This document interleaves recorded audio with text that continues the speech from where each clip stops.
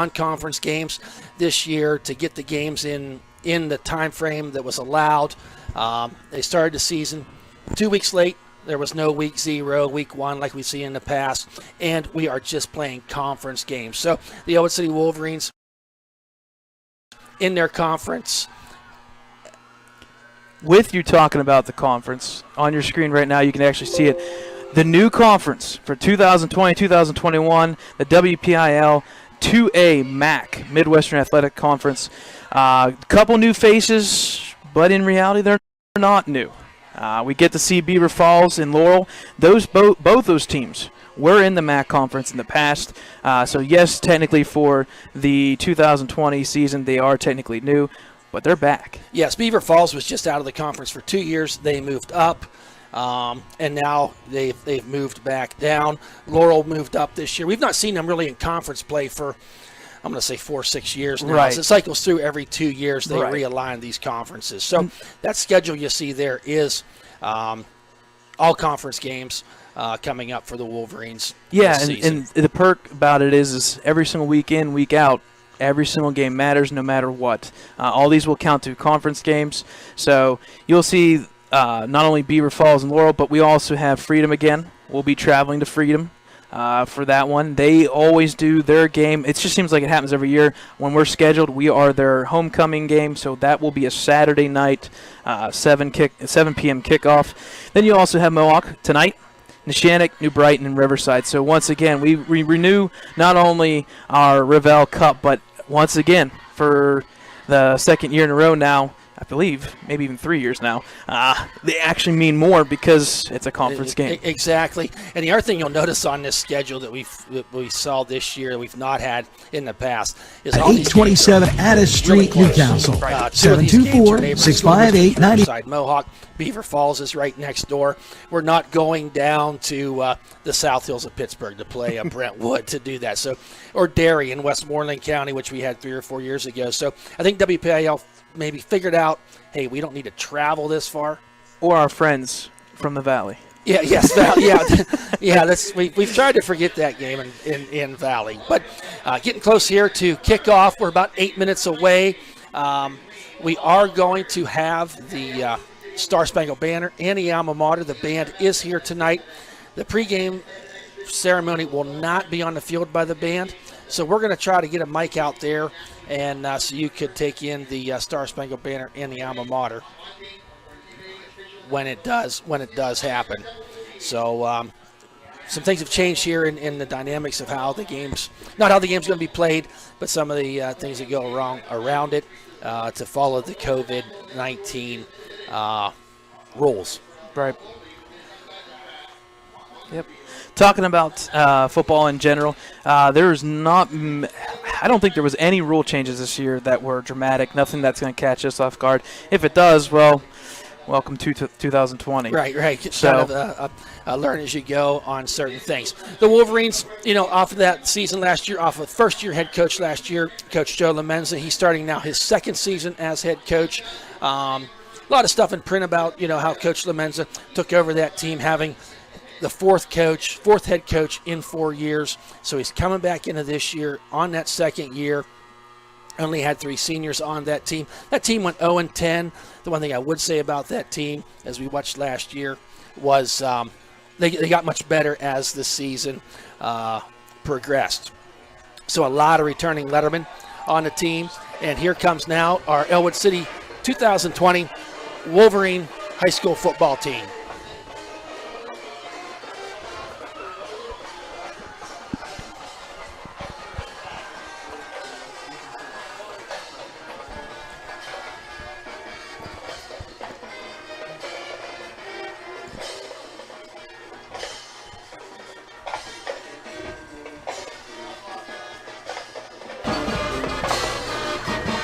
Lucky tonight to have the band here, as well as our Ellwood City cheerleaders. So just a few 6 minutes away here from game time. But as I was saying, a disappointing 0-10 season last year. Played some pretty really good teams along that way. That 4 of them teams that they played ended up in the playoffs. some returning seniors, and I don't think there's many head coaches in WPIL this year that has a starting quarterback that has started 25 games. Yeah. And we're talking about number 6, Ryan Gibbons. Ryan Gibbons came in his freshman year about halfway through that season as a starter, and he's returning this year to be the starter and take the helm at quarterback. Gibbons, good year last year. He was 59 out of 136, and for 572 yards with 2 touchdowns. Are we getting ready for... I'm hoping we're getting ready here soon for pregame. Okay. Just like you guys are anticipating the start of this kickoff, so we don't know exactly the procedure here, what they're trying to do, but yeah, we'll figure out what happens here. We'll have some stuff here happen here shortly. We do know that no matter what, at 7 o'clock, this game's going to happen. Yep, and Mohawk is now taking the field.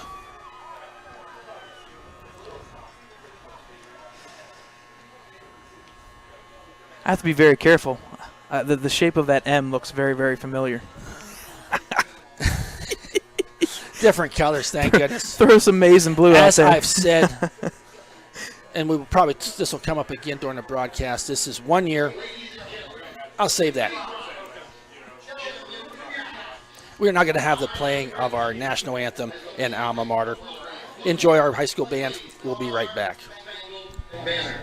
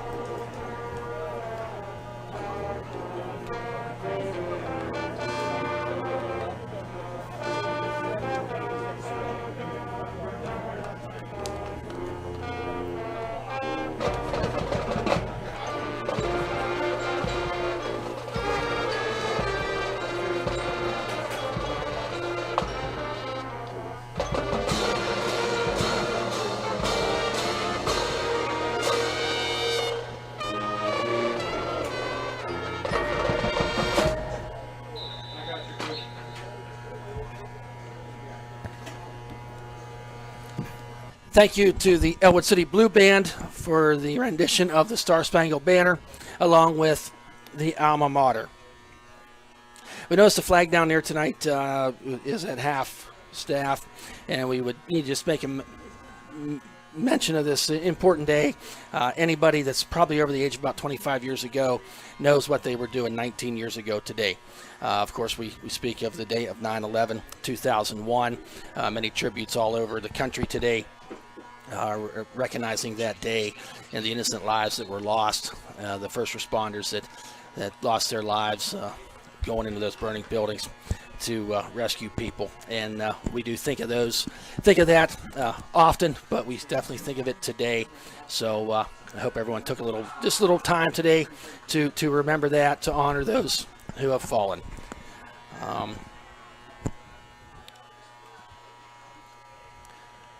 So we're about ready for kickoff here, and Mohawk will receive the ball. So Ellwood City looked really, really positive in that game, in their scrimmage game last week against Union, and hopefully they can build off of that momentum that they had last week and going into tonight. Kicking off for the Wolverines, looks like number 6 out there. If you could apologize with us for about another 20 minutes, I'm thinking we get a really big-time sun glare here that there's not much we can do about. But senior quarterback Ryan Gibbons is also going to be taking on the kickoff duties. Returning for Mohawk is number 5 and number 3. Jordan Melenkoff, we saw him last year play pretty good football. He's a senior, along with Corey Brown, senior, 5'7", 150 pounds. Squib kick up there, taken by number 5 around that left side. Makes the first man miss, falls over a few people. That was Jordan Melenkoff on that return. Ball's going to be spotted. Number 5 was Zach Gatto with the tackle, the special teams tackle. So Warriors 1st and 10 from the 36-yard line. In at quarterback for the Warriors. See a number here in a second. Back to pass. Short dump pass there. Nice drive and stop there by number 17, Brighton Mariacker. Stop for virtually no gain on the play. Pass was to number 11, Ethan Fritzley. But pickup of about 2 on the play. Quick pursuit there by number 17, Brighton Mariacker.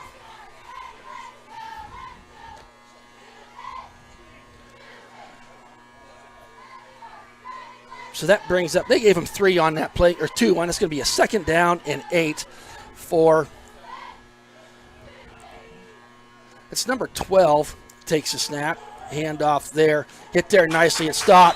Gang tackled there, but leading that charge was number 53, senior Cameron Reynolds. No stop, no gain, no gain on the play. Quarterback is John Voss, number 12 on that play, 5'11", 200 pounds. Cameron Reynolds, a senior and a captain here on the team. He's led it, I think, 2 of the last 3 years. So we're really, as we go through here, we're going to talk about some of the experience that this Ellwood City Wolverine team has. So 3rd and 7 for the Warriors. Voss takes the snap, back to pass, surveys, looks down the field. That ball is caught by number 5, dances and jigs his way around, falls forward to about the 40-yard line. Pick up of 20 on the play from Voss to number 5, Melenkoff. Nice pass there by Voss.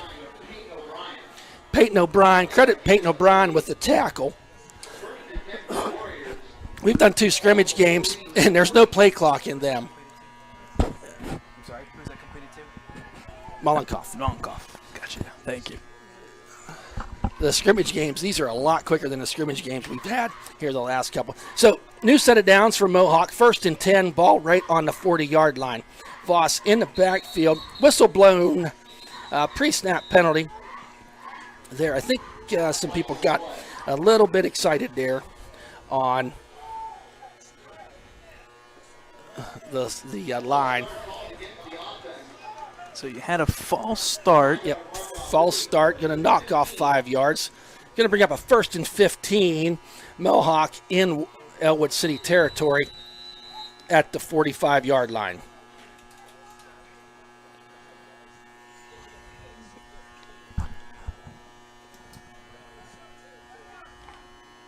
On the defense out there, we'll get you some names here as we proceed on forward.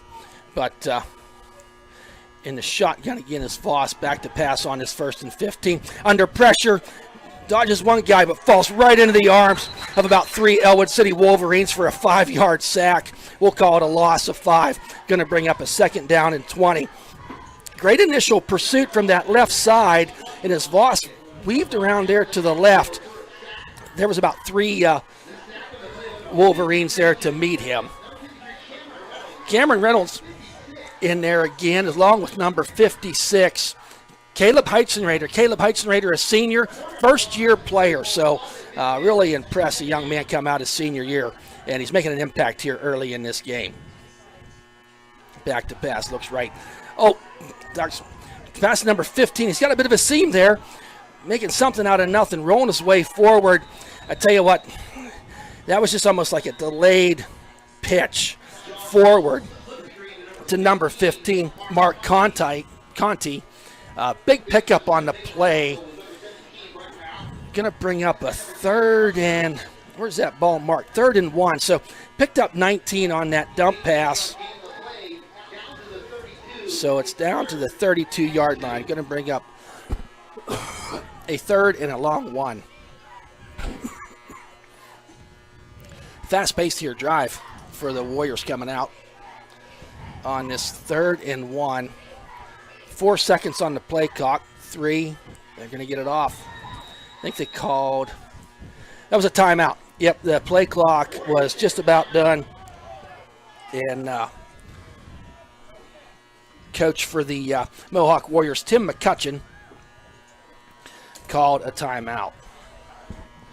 So we get to take a breath. So we'll just hang right here for another second. Our officials for this evening referee is Tim Lickenheimer. Umpire, Dave McHenry. Linesman is Eric Hemrick. Line judge, Ryan Murphy. Field judge, James Healy. Inside judge is Quinn Alexander. So we got them guys recognized. I mentioned that Caleb Heitzenrader on that front line, along with number 53, Cameron Reynolds.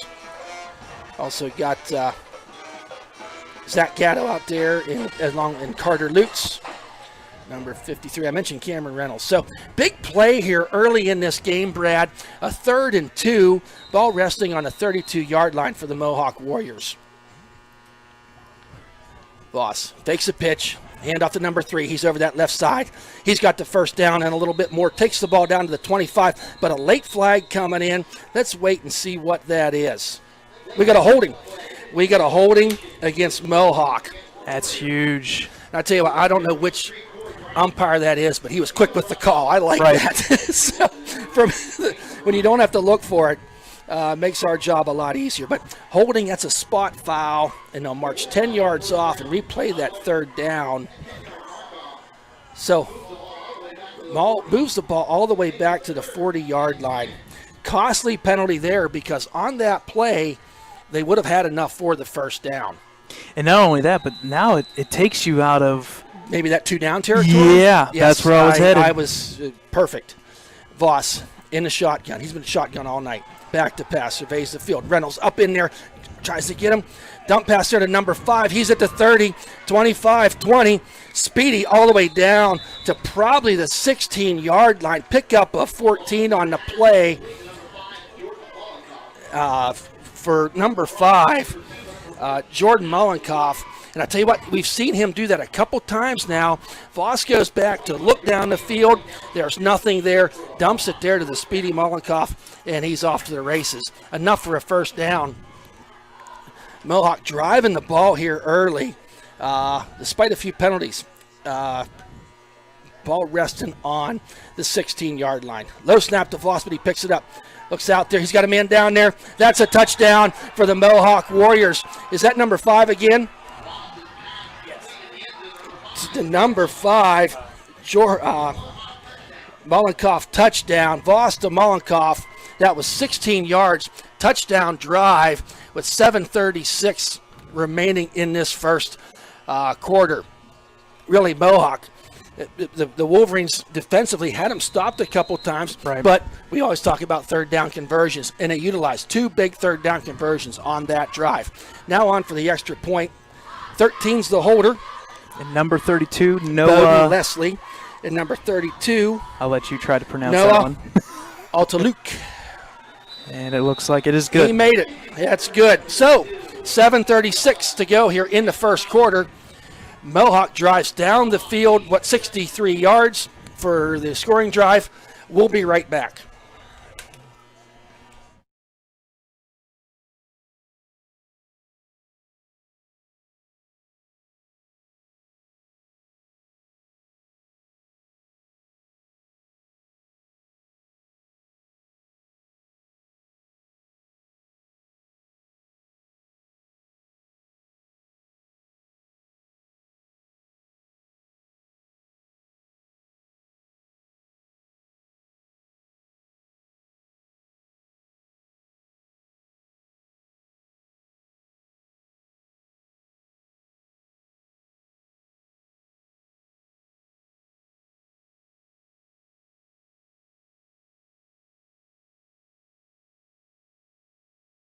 now. Welcome back, folks. Mohawk Warriors 7, Ellwood City 0, getting the ball for the first time in this early first game of the season. Kicking off for Mohawk is number, I don't think I have his number on the roster. 42. 42 is not on the roster, but he's a kicker.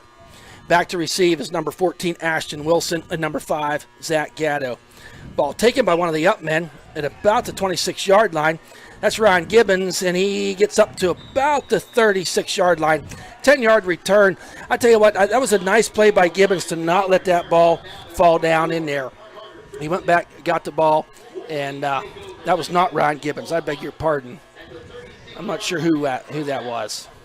The glare just is right there. I want to say it was number 9. I bet it was. Yeah, that was Peyton O'Brien. Kind of dyslexic there. Got my 9 and 6 upside down and sideways.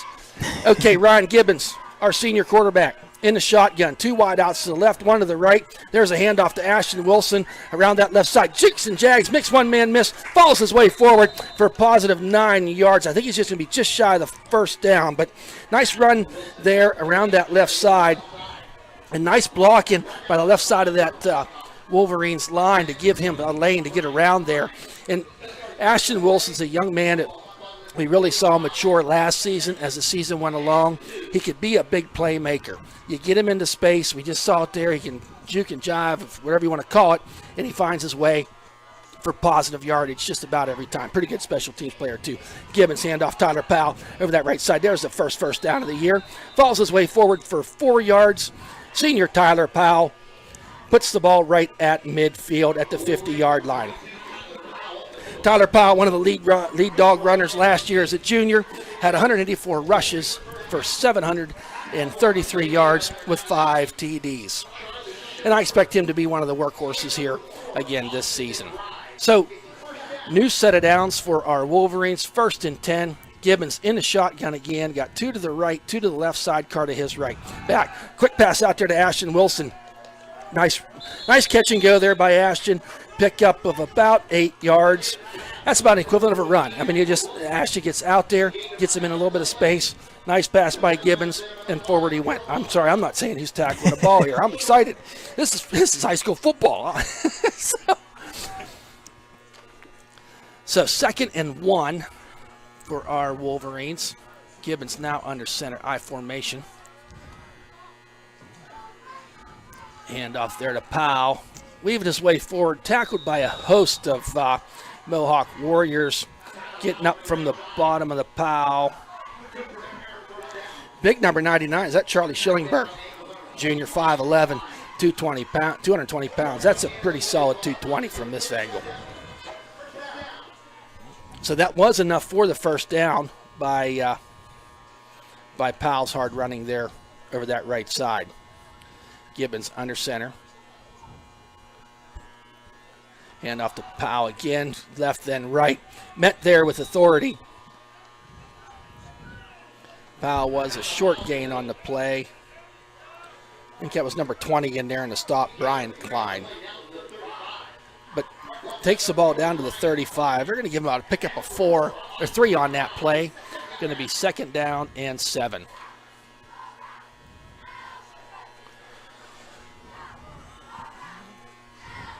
Gibbons I formation, 1 man to the left, 1 to the right. Quick active pass, throws out there, just out of the outstretched arms of Anthony Spadafora. Ball falls incomplete, stopping the clock. We're at 5 minutes and 17 seconds left to go here in this first quarter.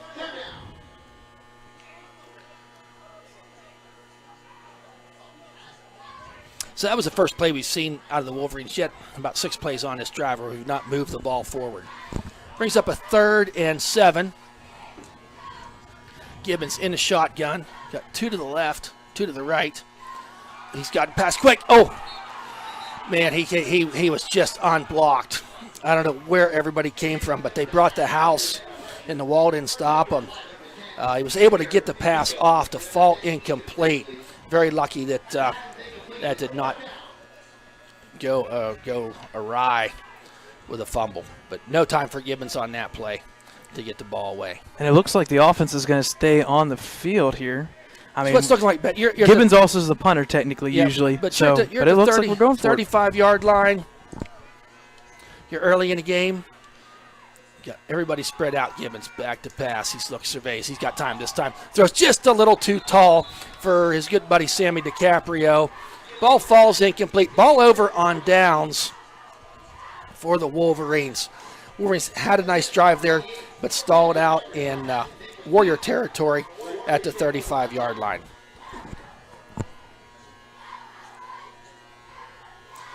We want to welcome everybody for listening this evening. Been pretty fast-paced here to this point. Down at the south end zone, we see a lot of parents and spectators down there unable to come into the game. Hope you got us on down there. I don't see anybody waving, so I don't know if they do or not. But, hey, we got Mohawk Warriors offense now on the field. Voss in the shotgun. He's back to pass. Surveys. He's got time this time. Rifles it out there to number 5, Mollenkoff. He's at the 45, the 40. Wow, big pickup there on the play of about 25 yards. That Voss to Mollenkoff is really working all of a sudden here in this. And pick up. We're going to mark the ball at the 41-yard line. Voss had time that time to really survey the field. And seems like when he's having a little bit of time, he's finding Mollenkoff out there to get the ball to him. Voss got a man in motion. Hand off there to number 26, left side, hard running up there. Taken down and drugged back.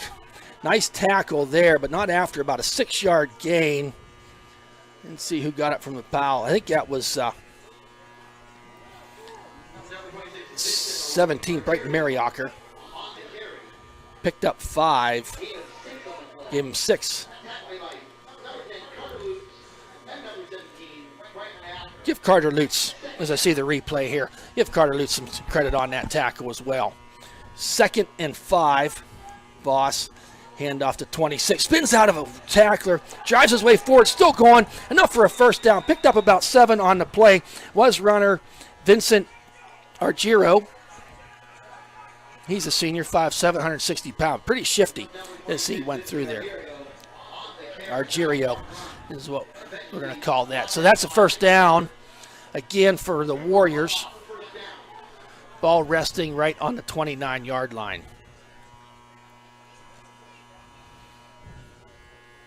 Right now this defense, Brad, is just giving up too many of them 5-7-yard plays. And then Mohawk comes back with a 25-yard play. Voss back to pass, rolling out to his right. Finds number 4 there. He's at the 25. Falls his way forward to the 21-yard line. Austin McBride on the reception, picks up about 8 on the play. Give him 9. Tackle made by Zach Gatto. And they're just doing these little check down, just throwing the ball down there. And it's not quick passes, but it's what's available. And they're being very efficient. They're not dropping passes. They're making them play forward. You remember last year, the passing attack of Mohawk was non-existent. They had games where they had more interceptions than they had. There's a handoff to number 10. Not that time. Mariacker there, number 17, makes the big stop. Going to bring up a 3rd down. Junior Micko on the carry. So nice stop there on that 2nd down. Going to bring up a 3rd down and 3rd and 3 from the 22. Mohawk once again on their 2nd drive. Driving. Took that first drive, 67 yards, 7 or 8 plays. And Voss, a junior, back to pass. Quick pass out there to number 4. He just caught that good ball. tackle. Good tackle there by Zach Gatto. That was 4, Austin McBride, and he is shaken up on the play. A little slow getting up. That was number 4, Austin McBride. The hit was given by Zach Gatto, and you knew pretty quick.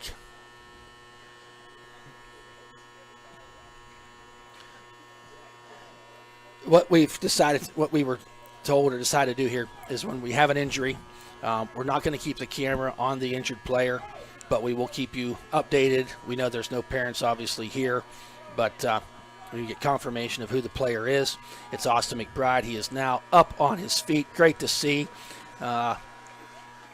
Walking off the field in his own power. Not really sure what happened there, but looks able to come off that field. I think it was like a hit, like to the chest, Right. kind of thing, and knew pretty quick that he was in some pain. But good to see Austin McBride coming off the field on his own power with the trainers by his side. Okay, big play here, Brad. 4th and 1. Ball on the 20-yard line. And there's in the shotgun. Voss in the shotgun. Handoff there to number 26. Pows his way forward. Needed 1, probably got about 3. Vincent Argerio with that big 4th down conversion. Just powered his way up the middle on that play. Mariacker credited with the tackle. But if you watch the defensive line, it's almost like Mohawk let them kind of come off at the edge, come right up through the middle, get that push. Yep, there were people there. That initial push, and we haven't even got to this yet. We got some more meat on that defensive line that we've not had in the last couple years. But right, Voss back to pass, surveys, throws it across the middle into traffic, but almost made a nice catch. Number 3, Corey Brown. Ball falls through his hands, and that was 6. But I tell you, this Voss got a cannon on him. He does. Did he quarterback last year? I don't think that he did. He's just a junior. Well, not only does he have cannon, you can see he's got some thickness to him. Yeah, he can take a hit or two. He can take a hit, and it might be something to get him bringing down. We haven't really seen him run the ball yet. I wouldn't doubt by the end of the night we will. Yeah. I have a feeling there.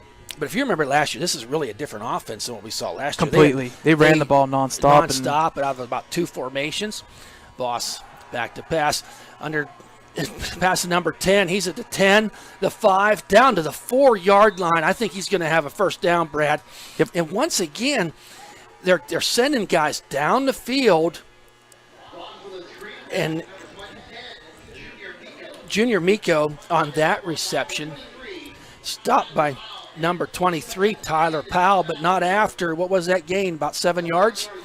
So that brings up a 1st and goal for Mohawk. Ball on the 5-yard line. Waning moments here of this first quarter. Just a minute 5 left to go on this rolling clock.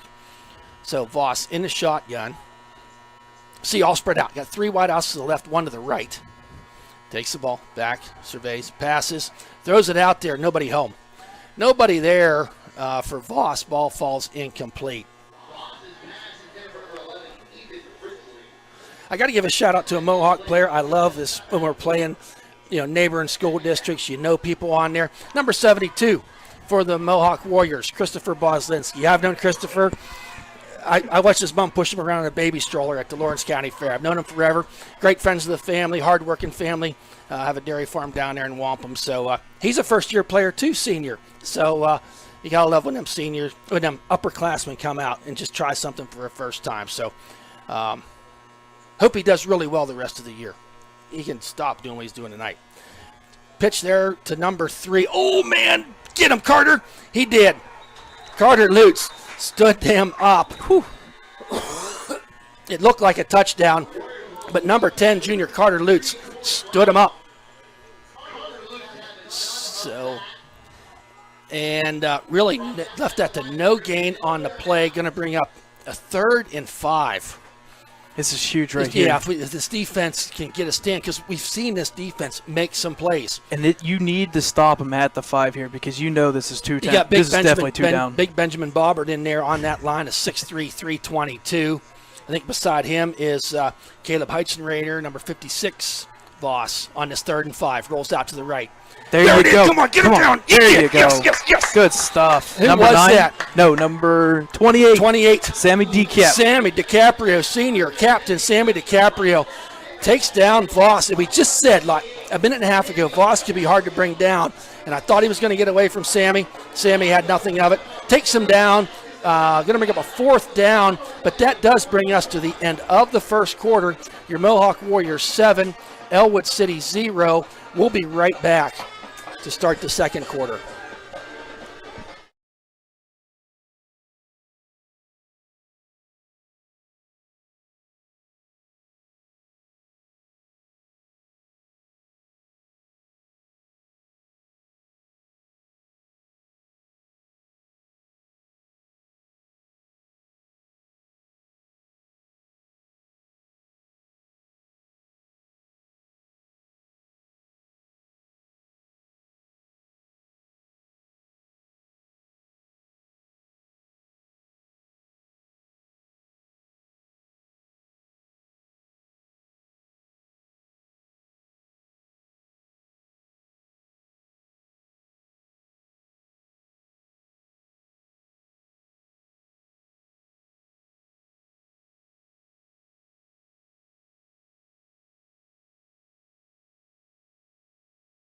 Welcome back, folks. We start this second quarter. Your Wolverines down 7-0 to the Mohawk Warriors.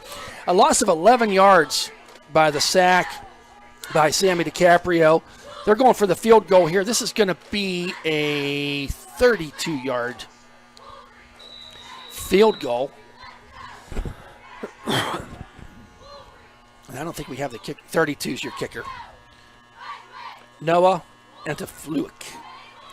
That is no good. No good. Oh, no. Oh, no. Well, we got a flag. Oh, good googly Oh, moogly. no. It was very, very late.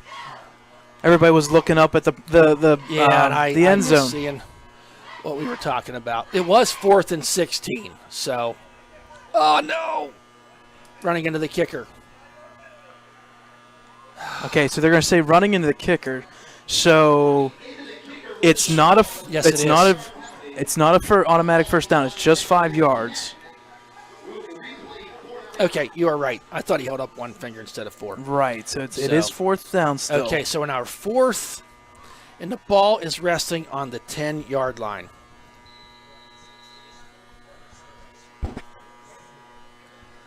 So they're kind of... They were going to go for it, and now it looks like they're coming back with a field goal. The Voss is off the field, so it looks Okay. like it's going to be field goal again. Yep, Yep. here they come. Field We got goal, 10 seconds to get this 10 off. seconds. Woo-hoo. Everyone's set. Number 42. That kick is up, and It's good. it is good. So with 11:51 left to go here in this second quarter, the Mohawk Warriors drive. Where'd that drive start at, Brad? Anyway, they get the field goal to take the lead 10-0. So the Wolverine defense did get them stopped there. They had the ball at a 1st and goal from the 5-yard line and was able to keep them out of the end zone for the 7 points and held the Mohawk Warriors to 3. So 11:51 here in the second quarter. Hey, wanted to give a shout out. I know there's different people, different places showing the game tonight. Our friends over at Doggone Bar and Eatery over there in town does have us on the big screen tonight. So thank you to Doggone, and hope you're enjoying the beautiful evening outside watching the game. If you not doing anything tonight, you can run over there and get some really good food at Doggone. So off to kick off here for Mohawk. Back to receive is number 14, Ashton Wilson, and number 5, Zach Gatto.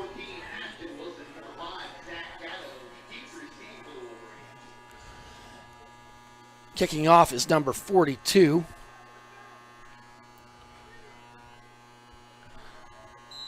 We don't have a number for that guy.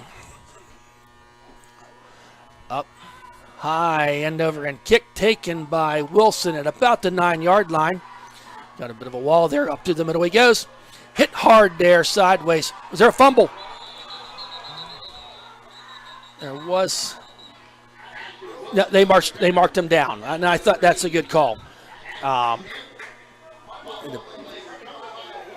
they did give it a fumble, but it is marked down by the Wolverines at the 34-yard line. Big hit sideways there by that Ashton took. So the Wolverines offense out there now. Number 60, Donovan Stifler, is your center. Number 53, Cameron Reynolds on that line.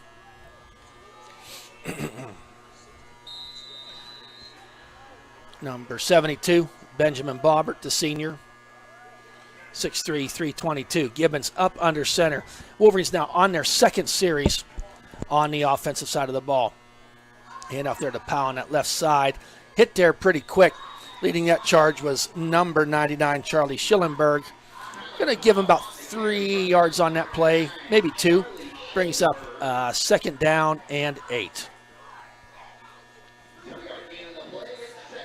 The first time the Wolverines had this ball, they drove the ball pretty well, but the drive just stalled out. Let's see if they can get one here to finish.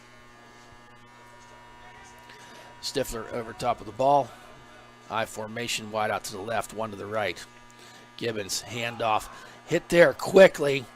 Number 11 came off that edge real fast. Ethan Fritzley taking down Tyler Powell.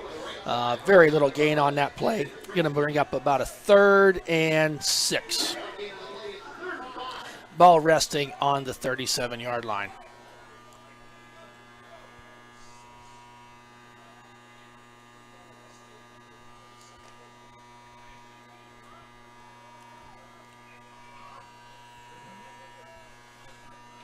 Gibbons in a shotgun. Quick pass out there to Ashton. He gets the ball at the 40, trying to make something happen. Oh, he's gang tackled there by about 3. Oh, there was a fumble on the play, picked up by Mohawk. Down to try to get, he falls his way to about the 2-yard line. I did not see the fumble, Brad. Yeah, he got hit so hard. And Ashton took a hit by about 3 different people. The ball comes out, picked up. Not sure who recovered that fumble for Mohawk. But what a turn of events. Ball inside the 5. Saving tackle there by Ryan Gibbons on that return. He returned the ball about 38 yards down to the 3-yard line. Mohawk setting up shop here, 1st and goal from the 3. I think it was Brian Klein. Brian Klein recovered on the recovery yes. and the return. What's happening on the far side? I think Voss handoff there. Oh, hit there hard. Spins away. Falls his way forward. Yeah, it was to number 20. So, really, the Wolverines' defense was in there quick on that play. I think Cameron Reynolds was leading the charge, but the would-be carrier spun his way around and finally brought down by Mary Ocker. Really no gain on the play. Maybe we'll give him a yard on the play, but they had him back, but he was able to spin away. The ball carrier that time, Brad? Number 20. The guy who recovered the fumble, okay, they gave him a chance. Okay. Yep. So, I'm not sure. I kind of like that, though. We kind of give it to the guy who made the play on the defensive end. Okay, we call timeout, and I really don't. Timeout Warriors for their second timeout. They have one more remaining in this half. And that was almost like a planned timeout. You see that? They just. Yeah. 1 second on the play clock, almost like they were letting it run down. So 9:29 left to go here in the second quarter. Mohawk Warriors 10, our Wolverines 0. We can talk a little bit about the keys to victory. We're going to start tonight. We're already in the second quarter-wise, but we were talking about protection, unforced errors, and established identity. Right now, I think the protection's not there just yet. That number 2, that unforced errors. We're seeing that We've right seen now. one so far. And identity, you're talking about, are we a run team, are we a pass team, or are we both? And on the offensive side of things, we've seen a little bit of both. Haven't maybe broke that big play, 20-plus yard plays, because Mohawk now, they probably have 3 of them plays that are, if not 20, 15 yards and more. And that kept some of their drives going. It's now the time of possession now is kind of leaning heavily to we're seeing that. Mohawk. So, second down and 2, goal. Second and goal, it's 2. Handoff there. He falls his way into the end zone. Number 20, Brian Klein. Oh, and then we got a flag coming in after the touchdown was called. But touchdown, Mohawk Warriors, 2-yard run. Brian Klein into the end zone. We'll wait and see what the call is. I'm maybe expecting some extracurricular activity.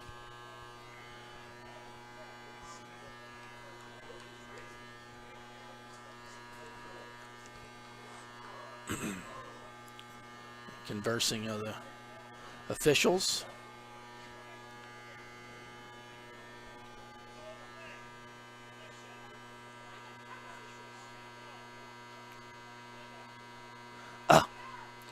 So that'll be enforced on the we kickoff. Well, no, never mind. They're coming both ways.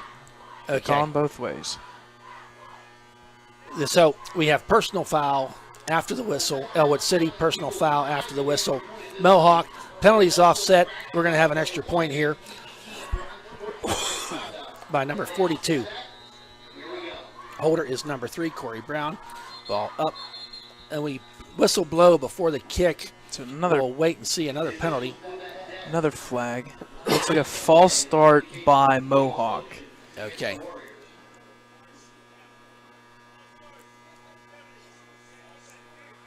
Yes, false start on the Warriors.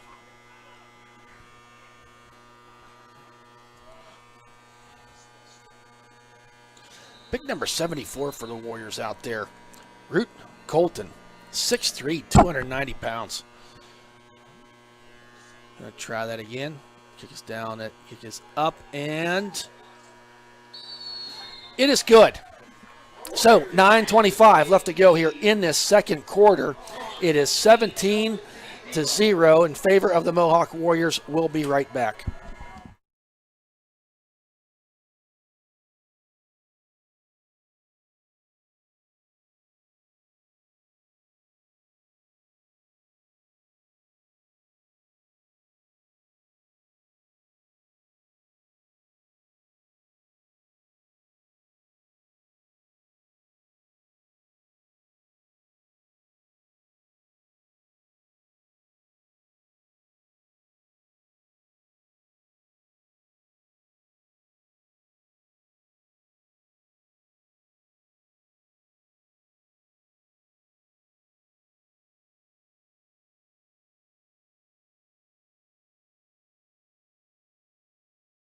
Welcome back, folks. 17-0, the Warriors over our Wolverines. That scoring drive there for Mohawk was just 3 plays. They went 3 yards for the touchdown and extra point. Now, kicking off back to receive again is Ashton Wilson and Zach Gatto.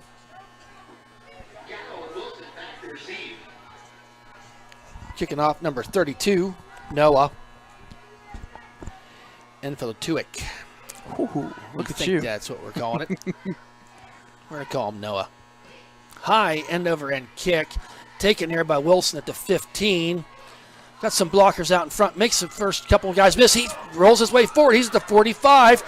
Keep going. He's at the 50. Hold on to that ball. Down to the 45-yard line. Ashton Wilson. And I tell you what, he had an initial hit about 20 yards back and kept on going. Got him a little bit of space. That was, what are we calling that? A 45-yard return. 45-yard return for Ashton Wilson. That's just what this Wolverines offense needed. You're now setting up in the Warriors territory at their 45-yard line. Nice run there by Ashton. Okay, Wolverines on offense starting at their 45-yard line. Gibbons in his shotgun. 3 wide outs to the left, 1 to the right. Hand off to Powell. Weaves his way to that right side. Had some running room there. Got about 6 yards. We're going to call it for young Tyler Powell down to the 39-yard line. So pickup of 6 on that play. And I think that's one of the keys here in the style of offense we've seen the last couple years. We're seeing a little bit tonight. Hey, 4 or 6 yards, Tyler Powell. 4 to 6 yards. Hey, then we'll get 1 busted. Make sure that's 2nd and 4 and 5. So much more manageable. Gibbons in a shotgun, sidecar Powell. Brings Ashton Wilson. There's a handoff around it. Sammy DiCaprio got hit there awkwardly. No gain on the play for Sammy. Kind of an end around to give it to Ashton Wilson. He handed off then to Sammy. And really no gain on the play. Nice stay-at-home defense there for the Mohawk Warriors that time. Going to bring up a 3rd and 5 ball, just not quite to the 40-yard line. Just at 8 minutes left to go here in the second quarter. Sun has gone down now, so we can actually see. So Gibbons shotgun, 2 to the left, 1 to the right, back to pass. Surveys. Got ref Sammy DiCaprio down there. Nice. Oh. Ball falls incomplete, and give the defensive back for Mohawk credit on that one. Sammy got the ball. There was not pass interference, but the young man from Mohawk came up and put a lick on him as he was coming down, was not able to hold on to that ball. Not sure who the was number 3, Corey Brown, that Corey came Brown up there and hit him and separated. Credit Corey Brown. That's pretty good defensive play. Right. Nice pass by Gibbons. Just could not quite complete the deal. So back to punt is Gibbons, standing at midfield. High kick. Fair caught there at the 10-yard line. I think that was number 5, Jordan Mollenkoff. So, given the Warriors a long field, ball resting, I think you're going to at the 10-yard line. Don't forget, next week we will be traveling down to New Brighton to take on the New Brighton Lions. Okay, New Brighton Lions. I called them Tigers for a whole game last year. You definitely did. I could not go to New Brighton or Beaver Falls for like weeks after. Do not make that mistake again.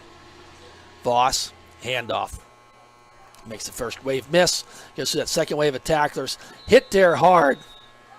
Ashton Wilson was in there to put a lick on him. But not after about a 5-yard run there. That was Argiero on that carry. Number 60, Donovan Stifler, checking into the game on that line. Along with Caleb Heitzenritter on that front line, and 53, Cameron Reynolds. We got Ron Gibbons back there in the linebacker position, along with his Tyler Powell. Voss on this 2nd and 3.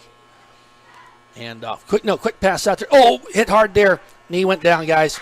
Number 27, Spatafor, give him credit, making that quick initial hit on number 10, Number 11. Micko. Number 11. Number 11? Yep. Ethan Fritzley on the catch, but really only gain of about 2.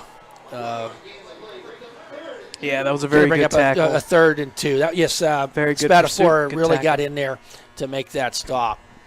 This is where it's crunch time. You got just over 6 minutes left. You get a stop here. Need to have stop one once. chance before halftime to get back up there. The Warriors have 3 possessions and 17 points to show for it. Big 3rd and 2 here. Voss.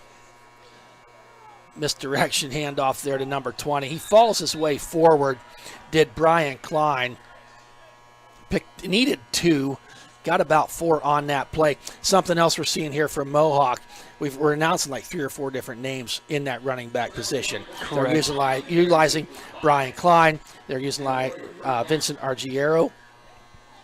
And we're seeing Jordan Mollenkoff get the ball in the air and seeing him run the ball a few times.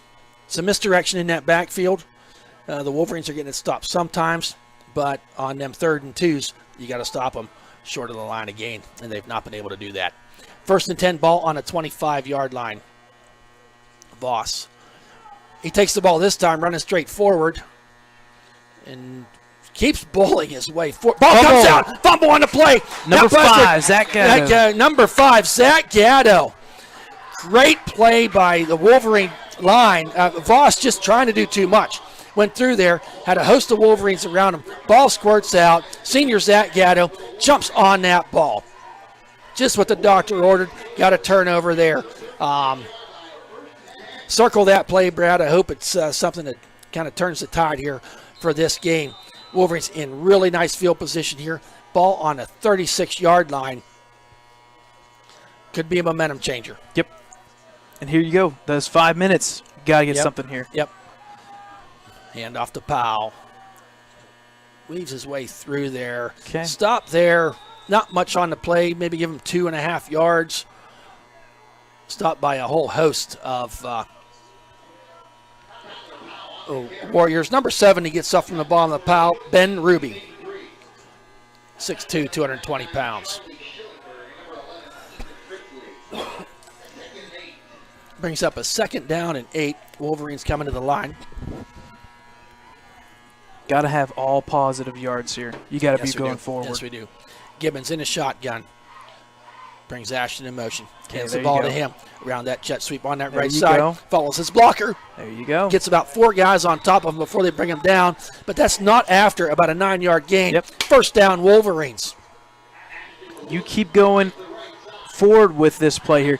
I mean, clock's running. You got 4 minutes. You get a score here. You cut it down to 10. Yep. It's a whole lot more manageable to And not only that, but something to build on. I was just going to say that. You build confidence here. The body language of the sidelines Yes. there when they went up 17-0, maybe rightfully slow, but they got to keep that going. Right. 2 wide outs to the left. Hand off there to Tyler Powell. There you go. Rolling his way forward. Picks up 5 yards. Taking the ball down to just about the 20-yard line. Going to pick up a 2nd down and 5. So for the first time tonight, we'll call it the red zone. The Wolverines find themselves in the red zone. If I'm correct, Brad, I don't think they got that close before. Right. And I tell you what, this is something we can do. We can feature a business. If they want to go and make an ad, we can make an end zone out of it. Yeah, hey, sure thing. Hand off to Powell, makes the first man miss. Taken down nicely there by big number 99. Charlie Schillenberg. I've announced his name several times tonight. A junior, 5'11", 220. Kind of got that bowling ball kind of thing going. And rolled in there. Took down Powell, Tyler, with just about a 1-yard gain. So 3rd and 4 now for the Wolverines. Big 3rd down play. I think we're looking at 2-down territory. But let's just get the 1st down here and be done with it. I formation. Try to draw them off sides, maybe. There it is. Hand off to Powell. Number 4, bro. Number 4. Not much going there. Austin McBride. Austin McBride kind of sniffed that play out. Was right there to meet Tyler Powell in the backfield. Loss of, 2 on the play? Yep. This didn't quite work out. So 4th and 5, the Wolverines. 2 minutes and 30 seconds here on this rolling clock. Ball resting right at that 20-yard line. So big play here on this 4th and 5 for the Wolverines. 2 wide outs to the left, 1 to the right. Back to pass. Looking down the field. Under pressure is Gibbons. Fights off 1 guy. Goes down all the way back at the 38-yard line. Big 99 mentioned before. Charlie Schillenberg. Gibbons tried to do a stiff arm just to kind of get away from him, but Schillenberg, not real tall, low center of gravity, got a hold of him, and there was nothing Gibby could do. He had pressure from both the outsides that time, did Gibbons. Ball over on downs, 1st and 10 for the Mohawk Warriors, leading this contest 17-0. Ball on the 35-yard line. Voss. He's a junior, 5'11", 200 pounds. He's back to pass. Looking way downfield. Got a man there. It's caught. He's gone. 25, 20, 15, 10, 5. Touchdown. Wow. Number 3, Corey Brown on the 65-yard pass catch from Voss. Voss hit him in stride, and he never missed a beat. Touchdown, Mohawk Warriors. That makes the score 23-0 with 1:56 left. I was just going to say, Brad, you think they're going to try? Oh, yeah. Going long? Because we kind of knew it was going to happen. I just broke my pen. Got another one. Number 42 on to kick the extra point. That kick is driving and good. 1:56 left to go here in this first half. It is 24-0 Warriors over the Wolverines. We'll be right back.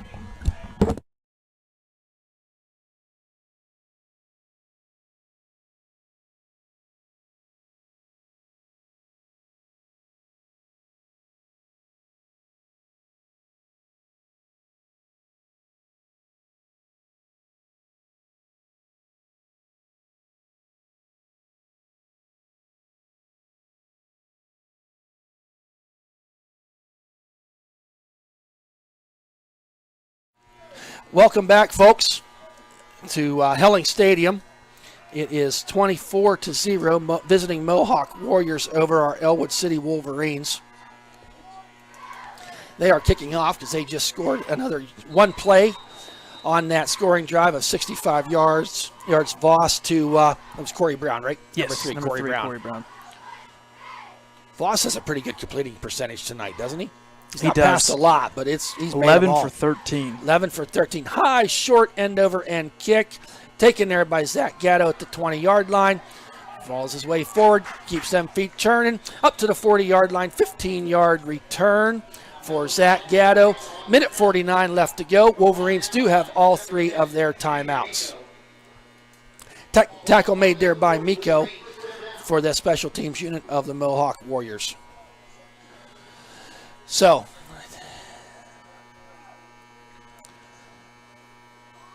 see what Coach Lamenza can do here before we go into halftime.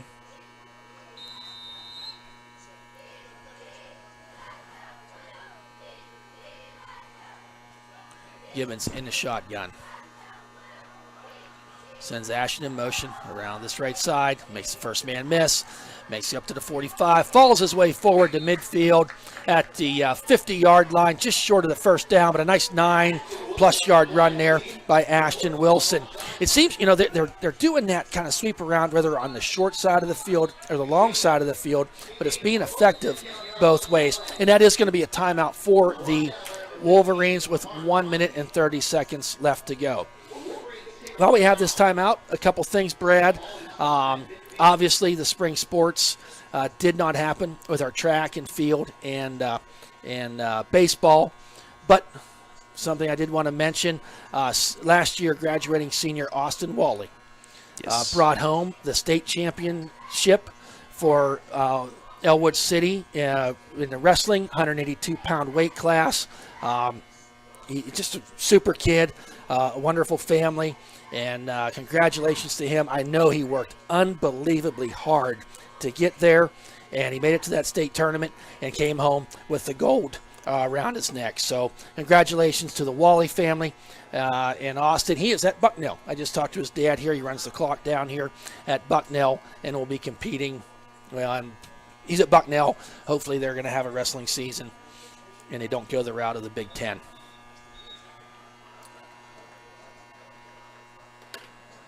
So Wolverines with the ball on the 2nd and 1, ball right at midfield.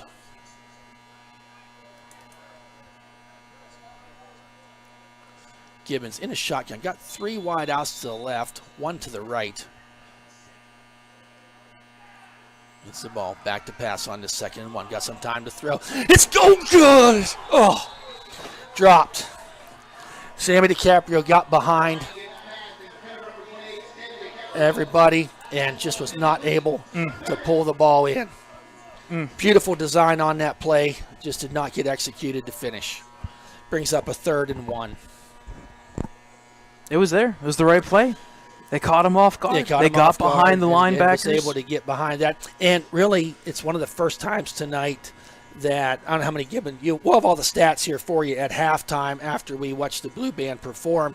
But, Gibbons has attempted passes. That's his furthest one of the night to get the ball downfield. 3rd and 1, ball right at the 1 yard line. Hand off to Powell. He got to go to, okay. It was initially stopped right there at the line of scrimmage, but falls and rolls his way forward. Maybe a little bit of that senior coming out of him. He's been playing a long time, knowing he needed that 1 yard. Falls his way forward to get the first down, and that's going to be the second timeout the Wolverines will take with 1:20 left to go here in this half, but they do have a new set of downs. Also, I know we got some people from Mohawk listening tonight, and we compete against each other's these teams, Mohawk, Ellwood City, Laurel. It's great. But when it comes time for playoff time and you're on the outside looking in, which is what Ellwood was doing last year, I want to give a shout-out to the Mohawk girls basketball team. They won the WPIAL, beat a very, very good Beaver team to win that, and then they were on their way to state championship, and I got to see them girls play, and they were primed and ready. They were just a great group, played some phenomenal basketball. Unfortunately, once the COVID pandemic hit, they shut that chance down for them to compete on to the PIAA state championship. But I just wanted to mention that tonight. It was too bad that their season was cut short, because I think Lawrence County could have had back to live action. Gibbons rolling out to the right, surveys, he looks, going deep. Oh, intercepted by number 3. He's at the 40. There's a flag down. 45. He's at the 50, 45. Down to the 30, 25. Still on his feet. Finds his way into the end zone. Number 3, Corey Brown on the interception return. Wait, we have a flag. Let's wait and see what it was. I saw the flag after the interception. But he returned that ball, 65 yards, Brad? Yep. Gibbons had time on that play and just He kept did have looking time. and looking and looking. And it's a wait and see what the... Was that an illegal man downfield? The penalty was on the Wolverines nonetheless.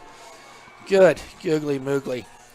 That brings the score to 30-0 on that interception return by Corey Brown. All of a sudden, we're talking about the playmakers on the Warriors side of the ball.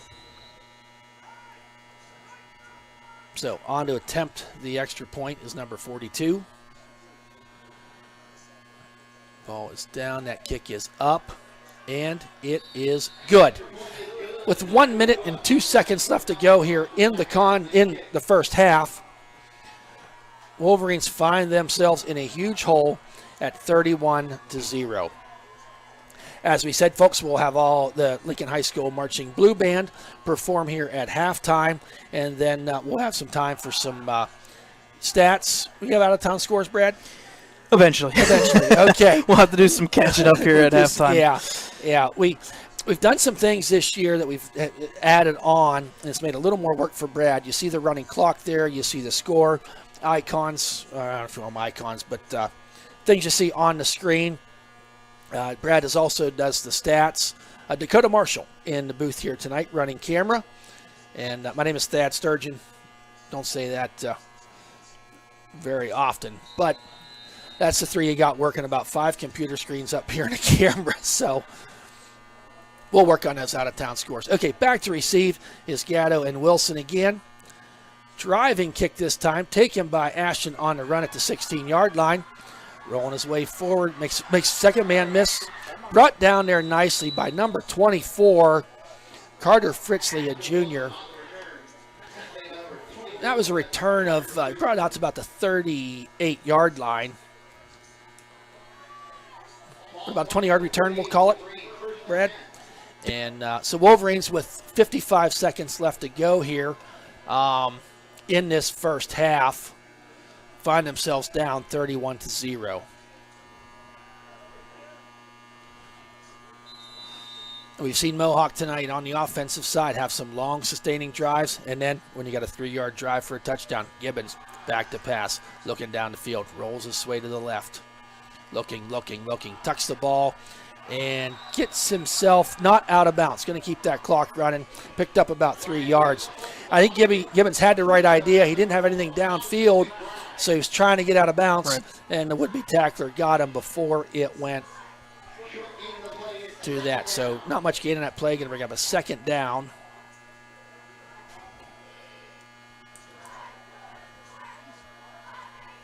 Back is Gibbons to pass, looking down the field. Dumps the pass down there to Tyler Powell in the middle. Makes a man miss, rolling his way forward. That's enough for a first down. Going to bring the ball down to the 44-yard line, but just 13 seconds left, and the Wolverines will use their final timeout of the half.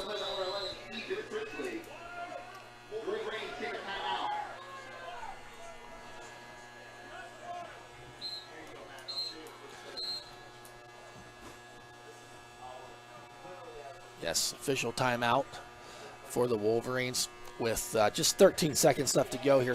Ball spotted on the 44-yard line.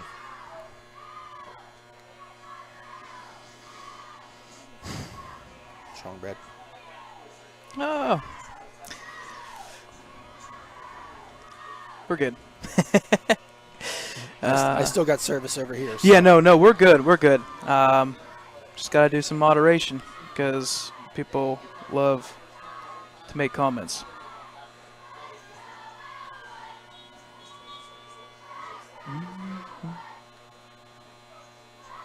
Okay, Wolverines coming back out for this, could possibly be the final play of the half with the ball on the 44-yard line.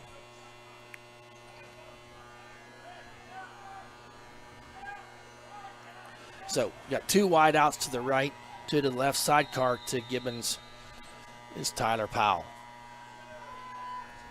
Back to pass. Quick pass out there, and out of bounds goes Ashton Wilson. Pick up about 5 on the play.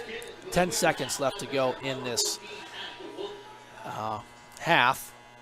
So pass completion to Ashton Wilson. So the ball is spotted at the 40-yard line.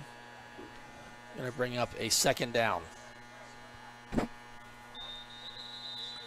But we got a stoppage in play. I think it may be a timeout Mohawk, just to set up for this, just to be on the safe side. Okay. Yes, Mohawk takes that is their final timeout of the half.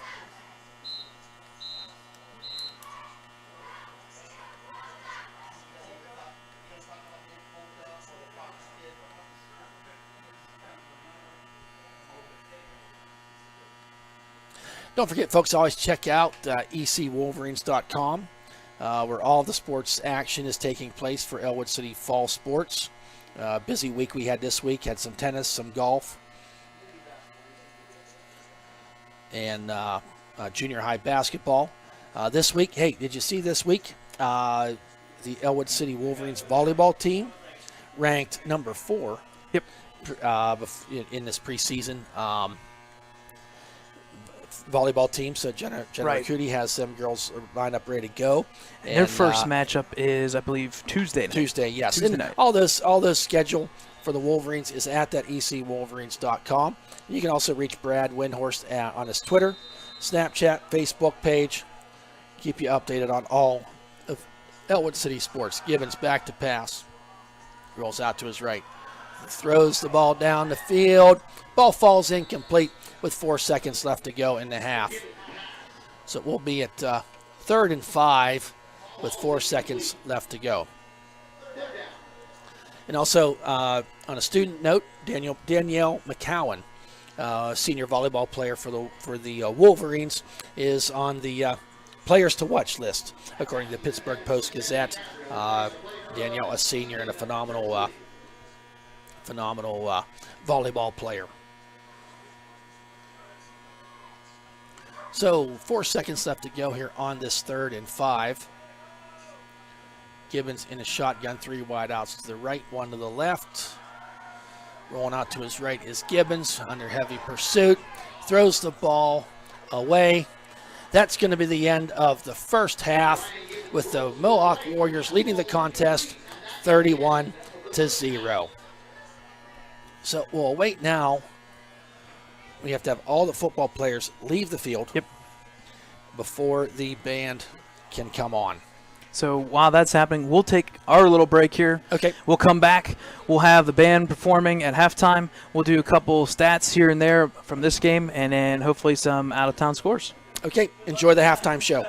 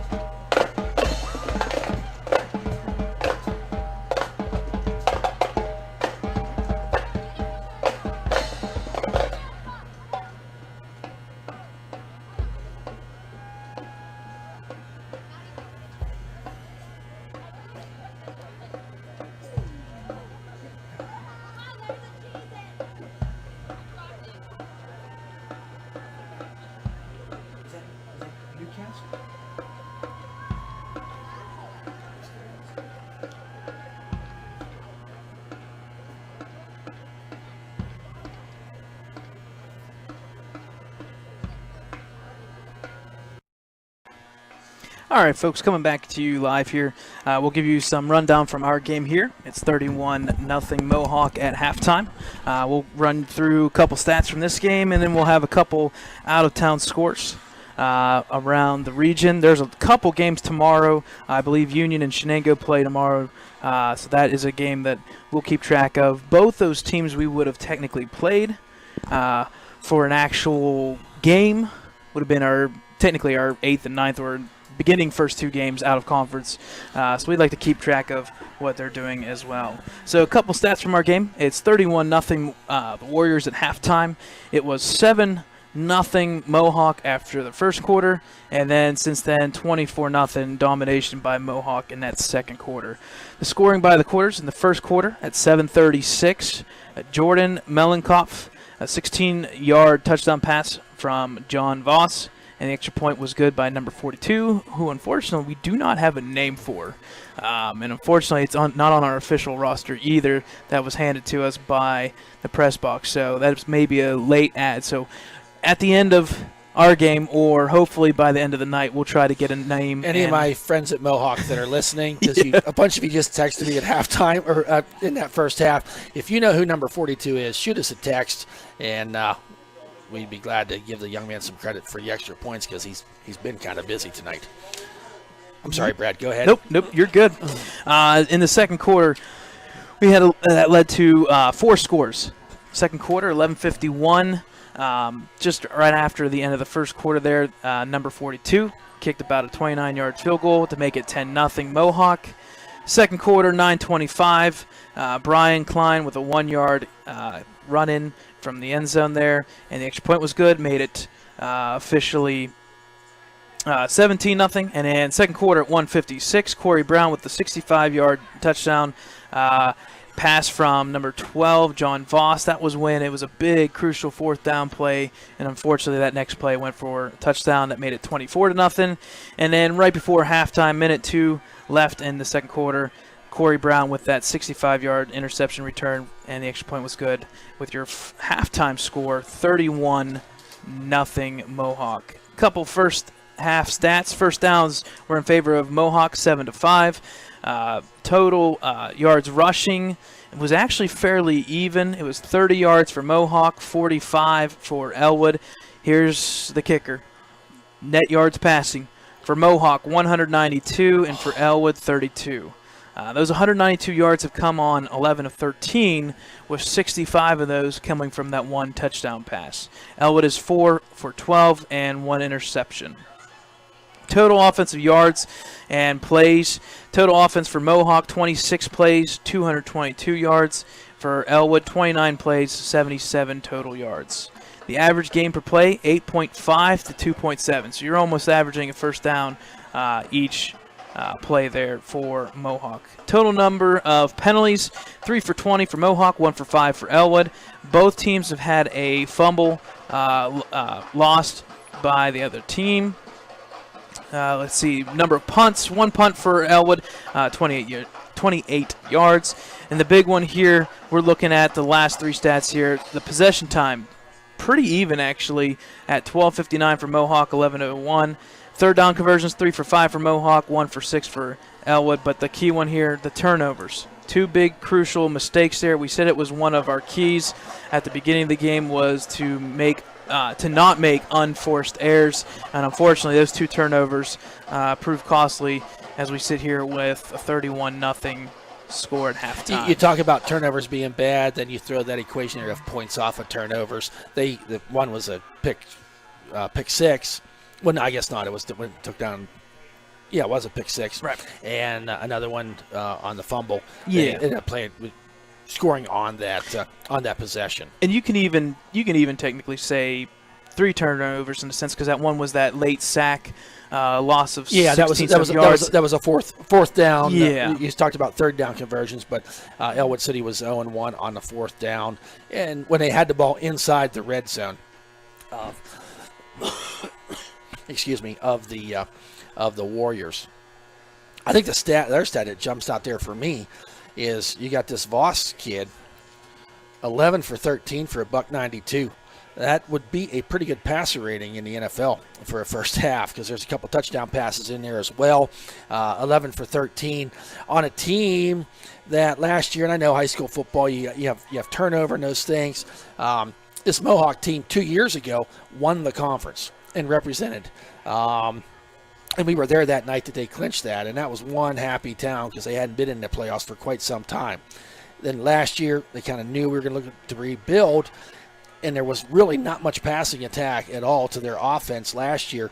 Then they come in here tonight, tossing the rock around 13 different times, completing 11 of them, doing 192 yards. So I'm surprised. I'm not surprised how well they're playing. I'm just maybe a little bit surprised how they're going about doing it. Right. Agreed. On your screen right now, looking at our media accounts. If you want to catch any of our live streams or any photos that we take during the fall season so far, you can go and view any of ours right here. You can go to YouTube, Facebook, Twitter, and also our website, www.ecwolverines.com. If you go onto YouTube and you go to Ellwood City Wolverines, you hit that subscribe button, then you will be notified anytime that we go live.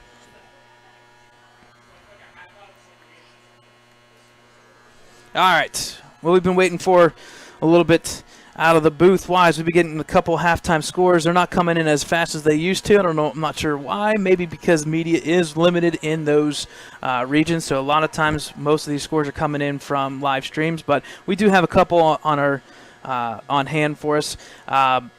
Looking in our conference, Beaver Falls and Riverside. Right now, Beaver Falls is just cruising. We said that they came in as probably the favorites, if not the favorites in most people's books, not only to win the conference, but even 2A, coming down from 3A. They are at halftime in that one. Beaver Falls up on Riverside 33-7. Laurel at halftime is having a go with it with Neshannock. That's kind of a nice rival there. It's Laurel at halftime 7-0. Blackhawk is up 16-0 on Beaver, and this is a big one. I just went and wrote this down, and it changed within a matter of 2.5 minutes.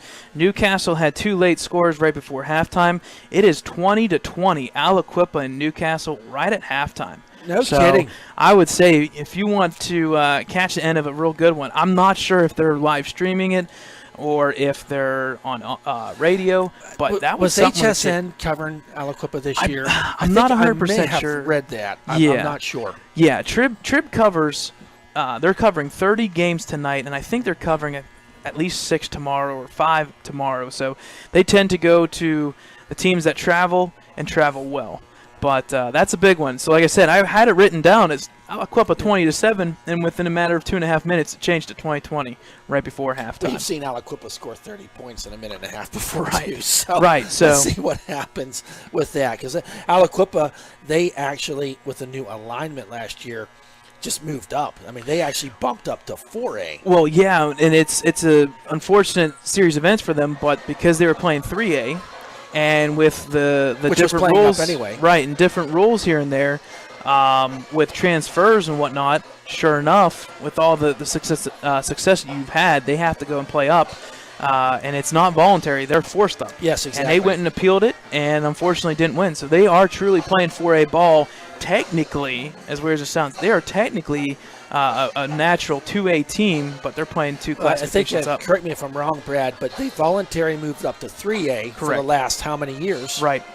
And then they find themselves going up, being made to go up into 4A. And there's been several schools all across the state. I think Wilmington, up to the north of us here, they appealed and won and did not have to play up. Correct. So every 2 years there's an alignment with the schools that the PIAA, WPIAL do for that. We're just showing about 3 minutes. The clock hasn't started yet left to go in this until the start of the third quarter. One thing I failed to do, and I apologize to our friend over there at 107.3 WXED, Rick Venezzi. We are live streaming audio through the Ellwood City radio station, 107.3 WXED. So I failed to mention that earlier. I do apologize to Rick. He does a great job over there with that local radio station and all of the small businesses in our community that help support that. So if you're not on there tonight, you're watching the game live stream, you're driving around town here next week, take a listen to the music on 107.3 and support those businesses that are supporting that as well. I wanted to mention we got to watch the Blue Band there tonight, and they have a fundraiser going on, and I think it closes up here on Sunday, the 13th, for apparel, Lincoln Blue Band apparel, the sweatshirts, T-shirts. If you go on to Facebook, I think it's Lincoln High School Blue Band, or Lincoln High School. Dakota's going to check that out, so we get that. Maybe we can throw a link at our website on for that. But not many fundraisers have gone on for any of these booster organizations over the last 6 months. So if you have that opportunity, I don't care if it's at Ellwood, Mohawk. I know these booster organizations, so many of their fundraisers were canceled due to the pandemic. So when they do have one, let's try to support them as much as we can. And the Blue Band is doing that. Lincoln High School Blue Band. Go on their Facebook page or go to Venezzi Sporting Goods. That is through Venezzi Sporting Goods down there on Main Street.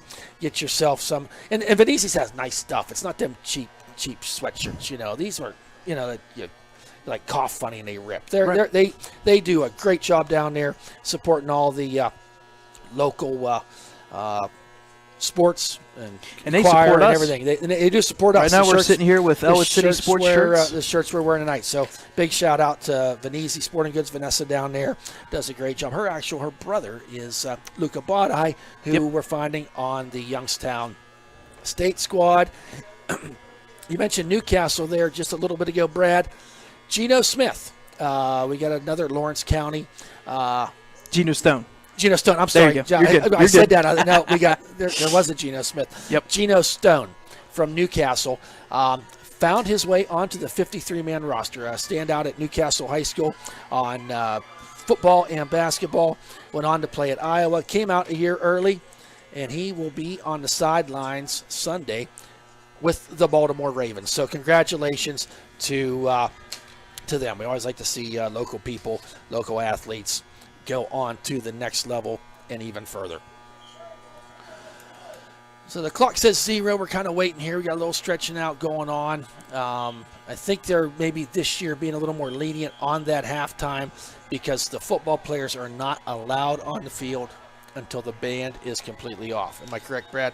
Yep, correct. Yeah, just how it works out, the band has to be off the field. Then the teams will come out separately one by one out of the room or out of the lockers like that, and then we get started here.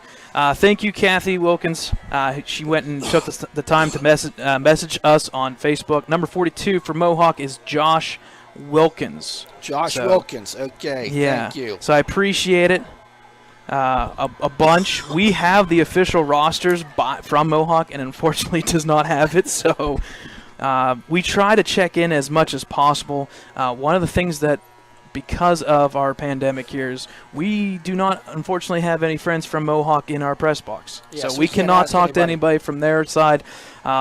It's unfortunate, but that's just how it goes. That I always do is I try to pull one of the coaches aside and say, hey, let's run down this roster. So when I get some of these names, and if I'm butchering them, on the Mohawk side tonight. I can do it on the Ellwood side too, but it's something I tried to do and was unable to do tonight. So apologies to our Mohawk friends if I'm And again, that was number 42, 42 is Josh Wilkins. He's not doing kickoffs, but he is on the correct extra point. Okay, we're going to start this third quarter. Wolverines down 31-0, but we will be receiving the ball first in this half. We do have our Ellwood City cheerleaders here tonight as we await this second half kickoff. Number 32 is taking them duties on there tonight. Noah, this is one of them names I spoke of earlier. High end over end kick taken there by Ashton at the 10-yard line. He's at the 25. Fumbled the ball, but I think he got it back. An initial hit, kind of a chopped at that.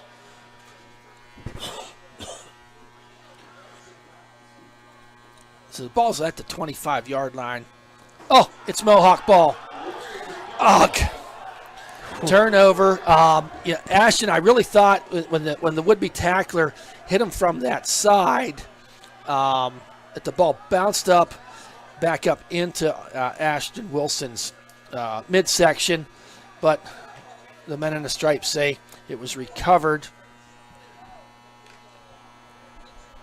There's a mayhem there in the pile with a lot of white shirts. Excuse me with the cough. There's no concession stand at these games either now, so you can't.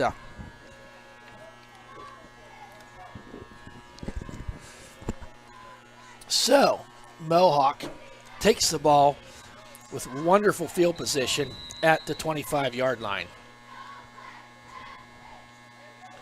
Voss in the shotgun. Hand off to number 20. Weaves his way through.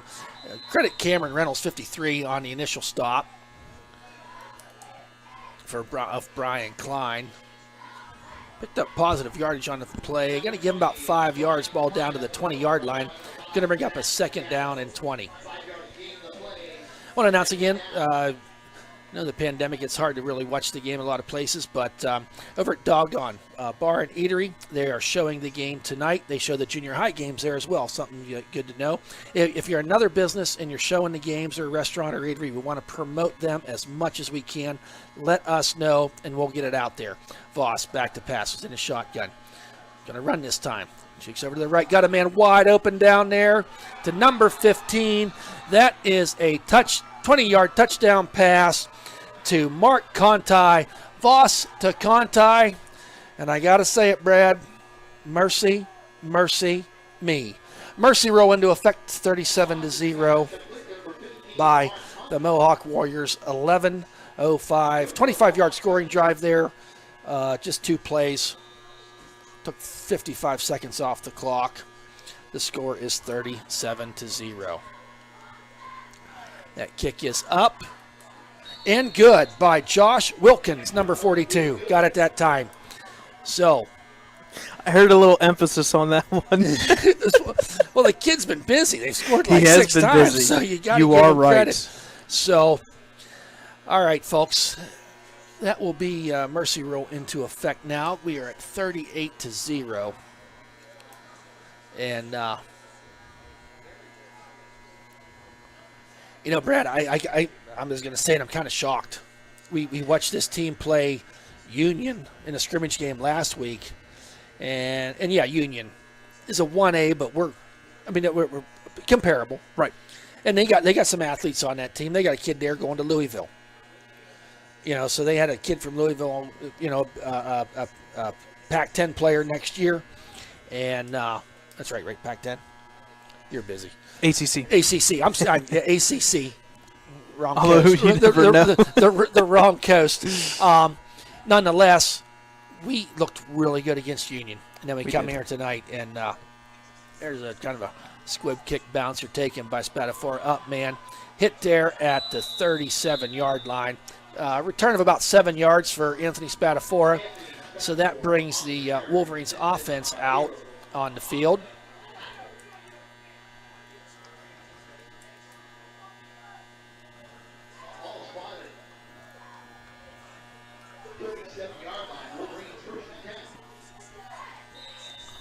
So I think you're kind of at the point in the game now where just want things positive. Let's Yep. just try to get something Hold on to to the build ball, on. take some possession. Do the fundamentals.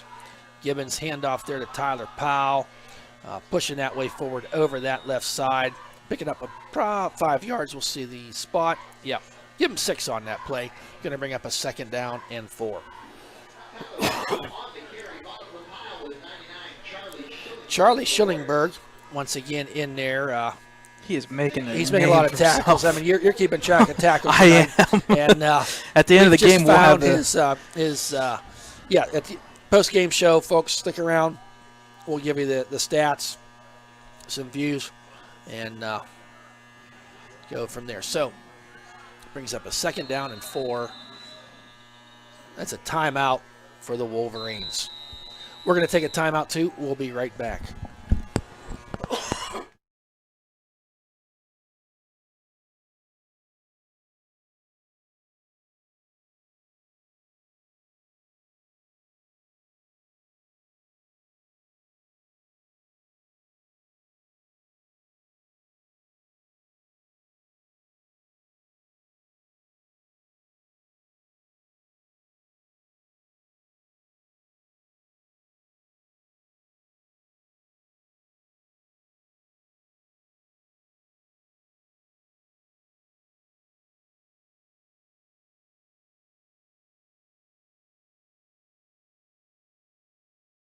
Welcome back, folks, on this 2nd and 4 for the Wolverines.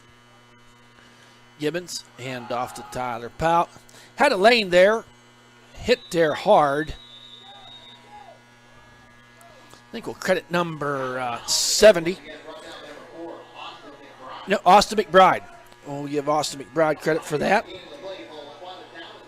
But that was enough for a Wolverines 1st down. Ball still in Wolverine territory at the 48-yard line. Don't forget, folks, next week, 6:45, give or take, we'll be live on the air coming to you from New Brighton. We didn't have a score on them tonight, did we? Did not yet. I wasn't sure who they were even playing.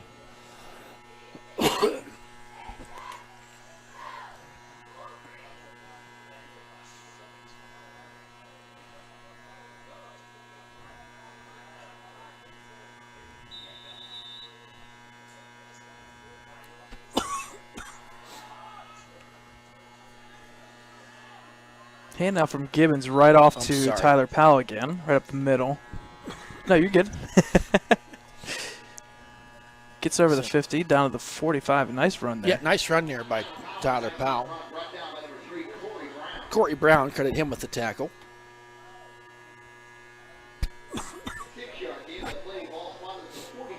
Okay, ball now on the 45-yard line on this rolling clock. Score 38-0. Mohawk Warriors. Gibbons under center. Back to pass. Throws the ball away. He was under duress. And ball falls incomplete out of bounds. So Rodney Grimes was the intended receiver. Senior Rodney Grimes. Also a standout on the wrestling team as well.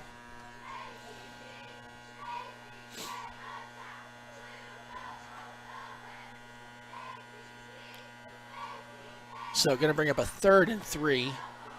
Ball in Warrior territory at the 45-yard line. Gibbons, quick pass out there to Spatafort. Oh, ball falls incomplete. Had it in there, but ball falls to the ground. Going to bring up 4th down and 3.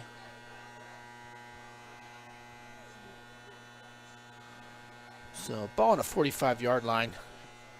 You're down 38-0. You can go for it. Yeah, I think we're going forward here. Yeah.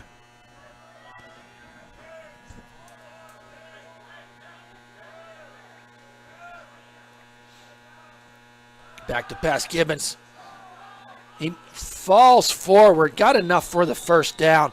Quick feet there by Gibbons to get his way.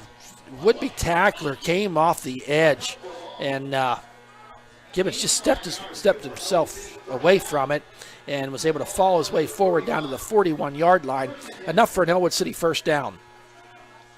So 1st and 10, new set of downs here for our Wolverines.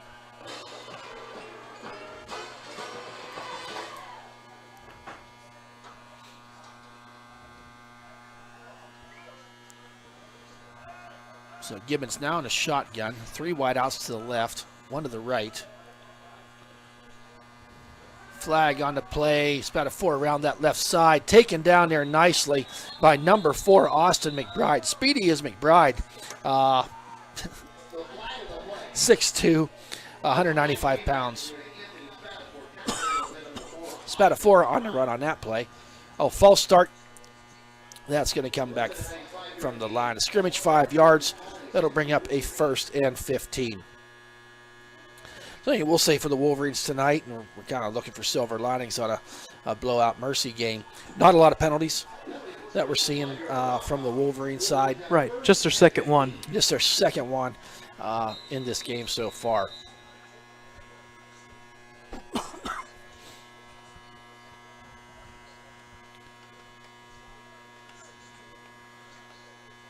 Stifler out over the ball. Also out there is Caleb Heitzenrader on that line. Cameron Reynolds we'll see out there. And Big Ben Bobbert. Sending Spadafore in motion. Hand off to him this time around that left side. Turning them legs. Picks up about 3 yards. Just never really got a lane developed there that time, did Spadafore. I think we're going to talk about this Mohawk defense, Brad. They seem to be filling them gaps. They're staying home where they need to be on some of these end arounds. We've seen some of them, Ashton Wilson, run with some success, but just not enough of them to be able to get it done. Right. A pretty good disciplined defense, I guess, is what I'm trying to say. Yeah, and they haven't been consistent And they are big enough. up front. They got some meat up front. Right, and they haven't been consistent enough in the passing game to kind of get them off that Quick run pass game. out there to Ashton. Hit there initially by number 11, Ethan Fritzley. A nice takedown there by Ethan Fritzley on Wilson. Ashton had a little head of steam there moving forward, but was struck down, and another would-be tackler came in there to help seal the deal. So back to the original line of scrimmage, brings up a 3rd down and 10.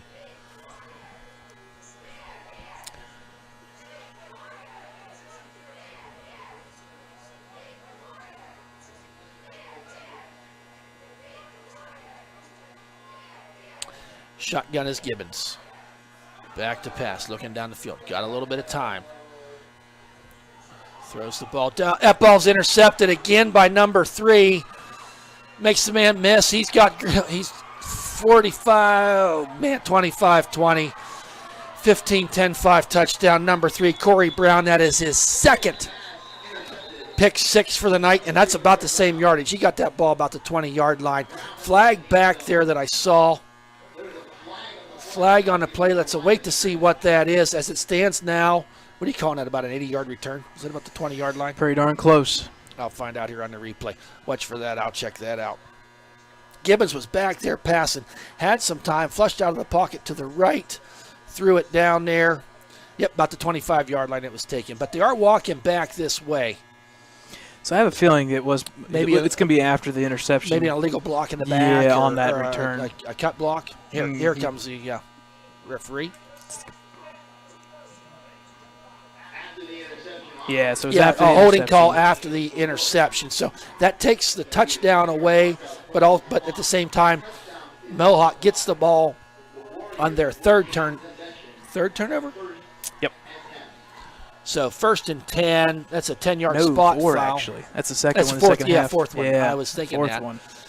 So that brings Warriors ball at the 30-yard line.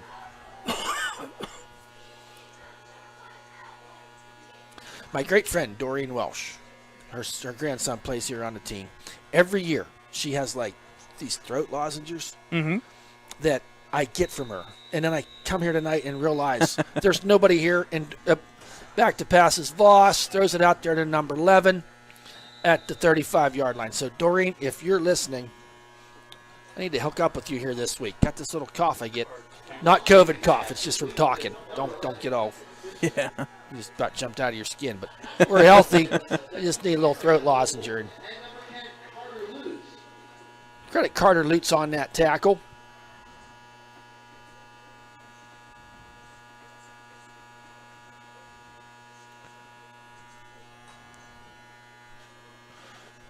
When you're down 38-0, you start talking about throat lozenges. I'm sorry. So Voss in the shotgun. Quick handoff there, kind of a Statue of Liberty play. Zigging and zagging. Finding his way forward was number 21.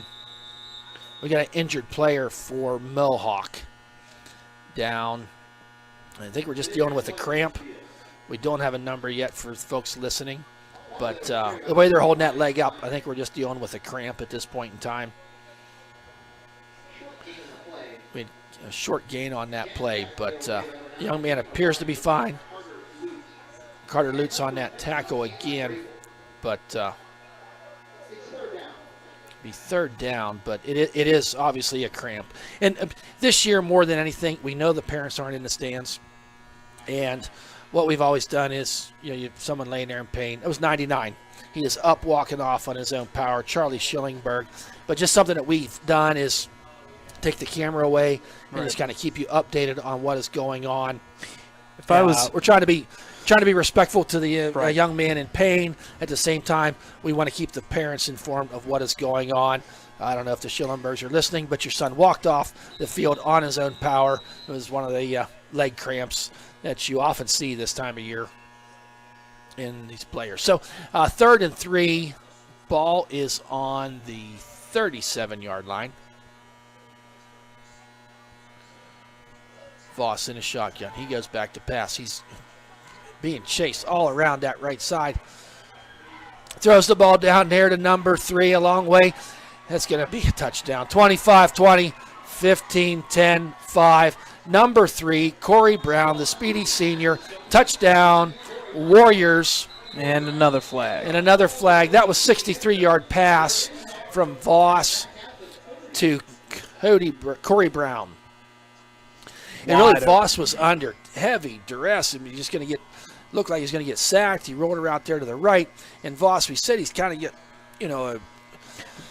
he's well built. Well built, and he was able to. We have a penalty on that play. So I think the catch is going to count. Yeah, so the catch is going to count, but it's going to come back. It's not going to be for a touchdown. Yes, and I wondered about that. After Corey Brown caught the ball, was going down there, one of the other receivers hitting him back. So take them points off the board, but we are going to give him credit for a catch. So that's going to be ball be placed at the 39-yard line for Warriors, setting up shop. 2:25 left to go here on this rolling clock in the third quarter. Voss in the shotgun. Hand off there to number 10. Following his way forward is Junior Micko. Pick up a couple, maybe 3 yards on the play. Give credit to Rodney Grimes on the tackle. So number 47, Rodney Grimes, getting the tackle there.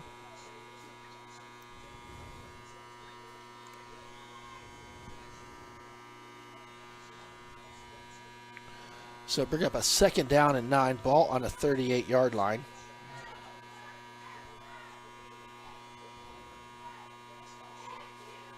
Movement by, I'm thinking it's going to go against the Wolverines. This left side seemed to jump on that play.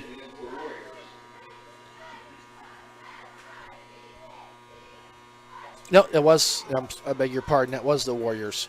That somebody flinched up there a little bit quick. Made the Ellwood City Wolverines move. So 5-yard mark off brings it to 2nd and 14. Minute and a half left to go here in this third quarter.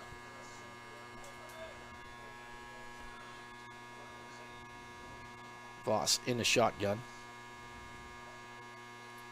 Hand off to number 10 off that right side with running room, plowing his way forward.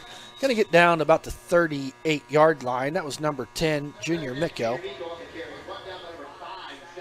Number 5, Zach Gatto on the tackle. Senior Zach Gatto. We see Donovan Stifler checking into the game. And coming out is number 56, Caleb Heitzenrader. Caleb's played a lot of minutes here tonight.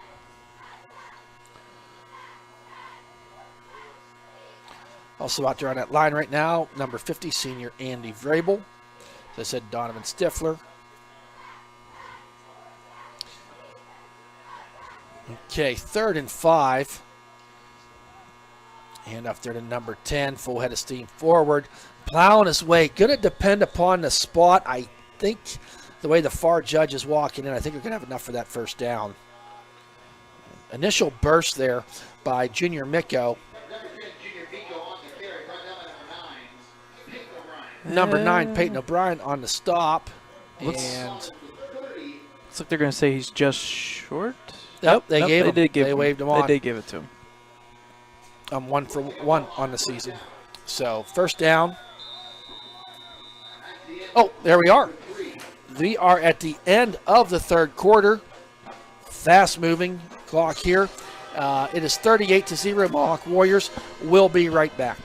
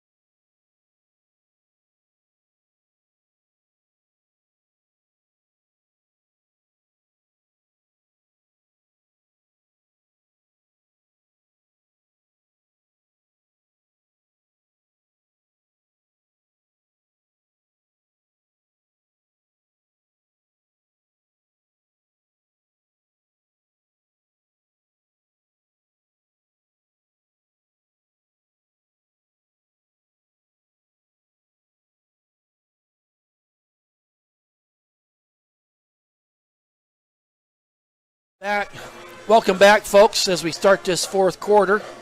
Oh, there was brought the center exchange back to the quarterback was mishandled, so it's fallen on by number 10, Junior Micko. Going to bring up a 2nd down and 20. I think we have a new quarterback here. I believe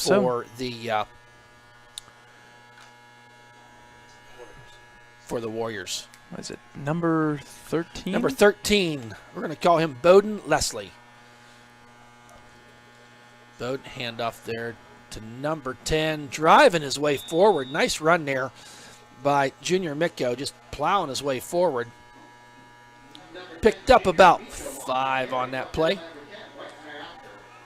Brighton Mariacker with tackle. Going to bring up a 3rd down, ball on the 34-yard line. Still got, because of that fumbled ball that was for a loss, it is still 3rd and 14. Bowden Leslie in the shotgun. Sends a man in motion. 2 wideouts to the right, 1 to the left. Another trouble with the snap. Pass to number 11. Quick pursuit there by the Wolverines, but plows his way forward. Credit young Zach Gatto with the tackle. Leslie's pass to number 11, Ethan Fritzley. Good for about 8 yards. Going to be 4th down. Ball placed right there on the 25-yard line.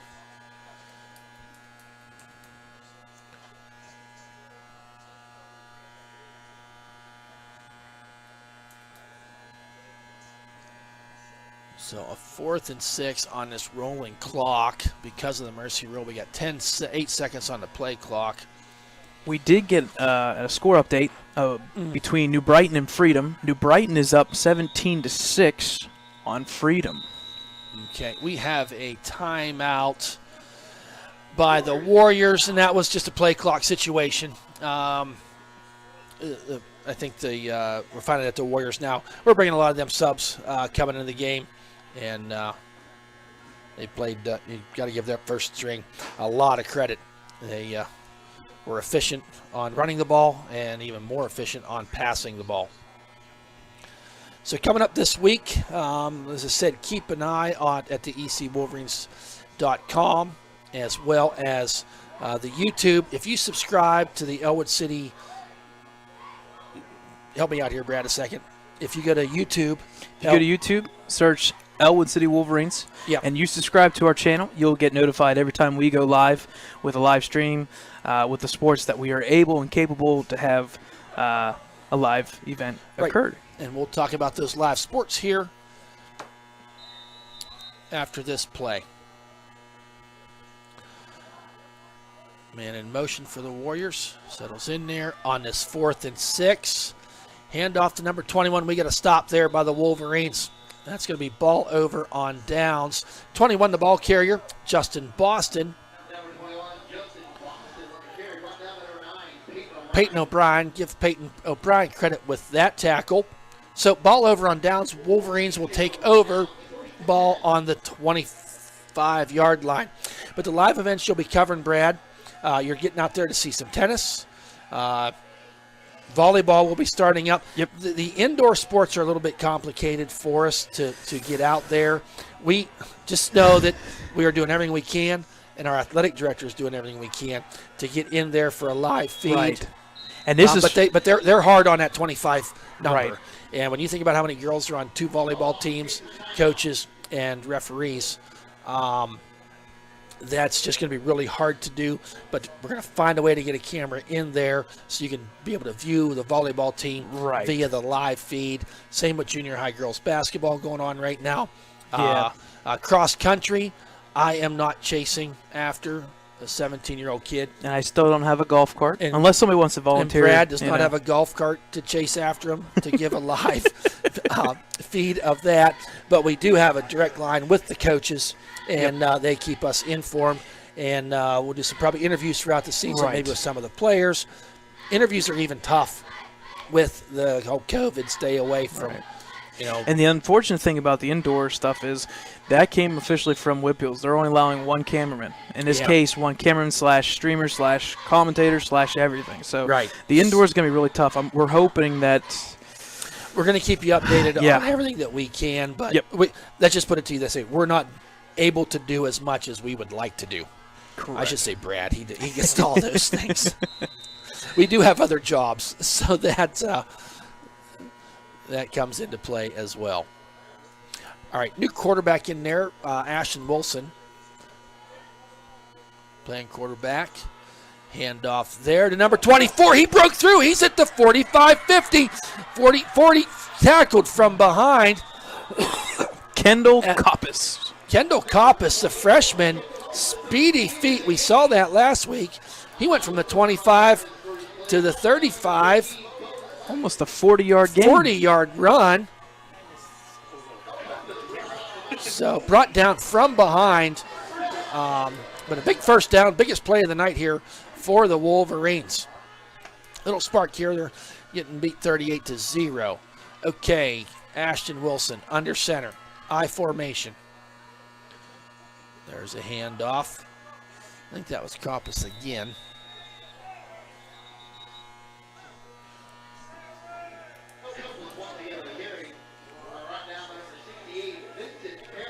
Vincent Perry on this tackle after a 2-yard gain. So bring up a 2nd and 8. 8:30 left to go here in this contest.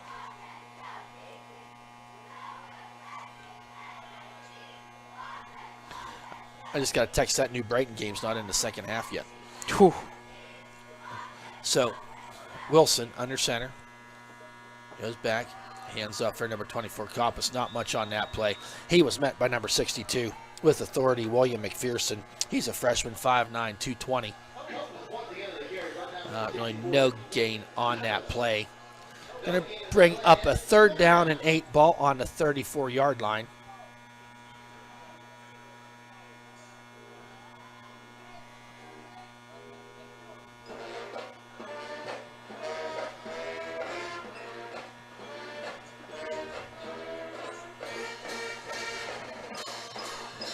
think Joe Begley's in there at center now, number 52. I think I just caught that as they were going up to the line. Wilson. There's a handoff to Coppice. And brought down there by number 7, rolling his way forward. I think he's going to be a little short of the first down. That was Lucas Kreis with the tackle.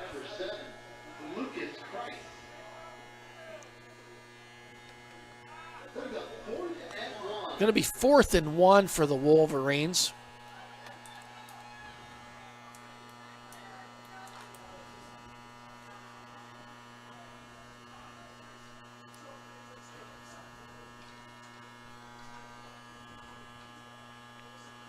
It's 4th and 1. There's a handoff, and I think Coppice was brought down, hit behind the line of scrimmage. No gain on the play. That's going to be a turnover on downs. Another 4th down conversion, converted by our Wolverines. So 6:43 left to go here. Mohawk is out there on offense now. Leading that charge is junior quarterback Bowden Leslie. And hey, that John Voss, I don't know if I mentioned it, he's just a junior as well. Cool. So the starting quarterback. So you got some depth there then. Yeah, going to be, you have your backup's a junior. You got a junior that's had a pretty good starting on this game. So there's a handoff there, zigging and zagging his way through. I think that was number, I missed that, I beg your pardon. Comes up now, right behind 58, 23.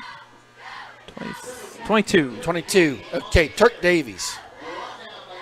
Freshman out there getting some playing time here on Friday night. There is a JV game tomorrow, Brad? There is not. Unfortunately, the JV game at Mohawk was canceled. I'm not sure if Mohawk has a JV team. I'm not 100% sure. All right, no, I just was checking to be sure. So, guys getting some playing time here tonight. So, Leslie in the backfield, handoff there to that number 22 again around that left side. Makes a few man miss. Got a blocker down there. Taken down. Getting tackled there at the 48-yard line was Turk Davies. A pickup of about 13 yards on the play.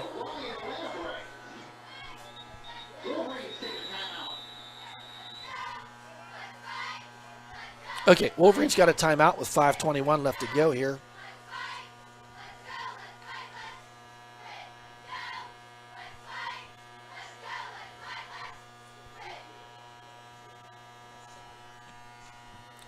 So at this timeout, game winding down here, 5:21 left to go in the contest. Obviously a very disappointing night for the Wolverines. You had the turnover issue, gave up some big plays, and didn't have many big plays on the offensive side.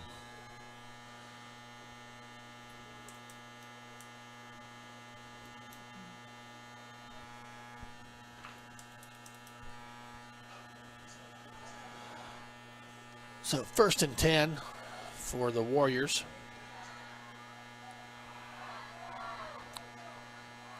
That's the handoff there to number 22. Weaves his way through the 22. He's at the 40, down to the 35, 30, 25, 20, 15. Taken out of bounds down there, probably around the 12-yard line. So about a 35-yard run there for number 22, freshman Turk Davies. So taken out of bounds there by... Yes, Zachary Wiley was there to push him out of bounds, as well as Caden McClymans. So ball now on the 11-yard line. 4:24 left to go.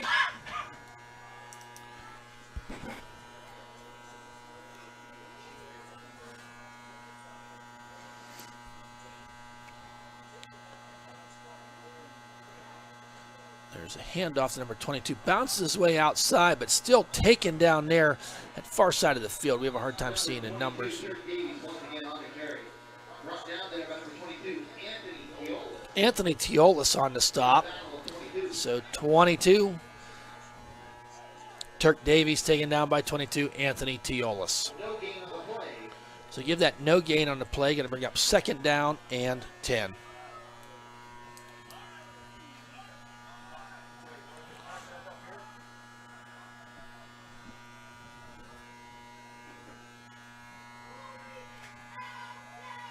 Bowden Leslie in the shotgun this time. Handoff there to number 21 around that right side and into the end zone for the Mohawk Warriors touchdown. Number 21, Justin Boston on the 11-yard end around run, bringing our score to 44-0. Mohawk Warriors with 3:16 left to go in the contest.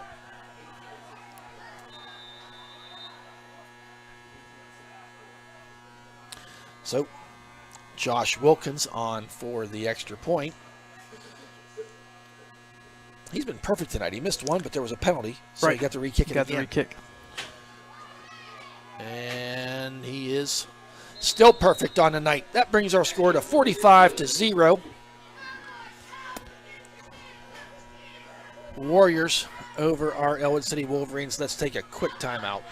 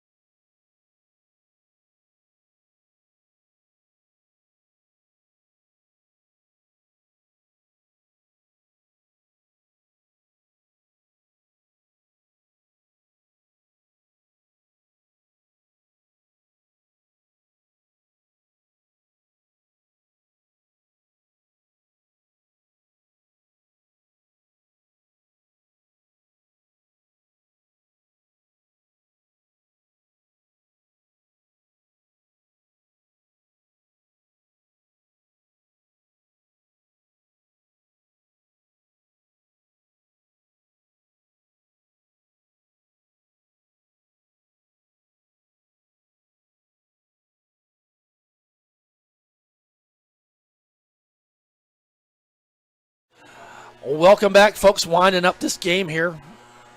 3 minutes and 16 seconds. I tell you, the first quarter went so fast, and this one here just keeps dragging on in this fourth quarter. 45-0. Mohawk. Back to receive. Brooklyn Toronto and Kendall Kopus.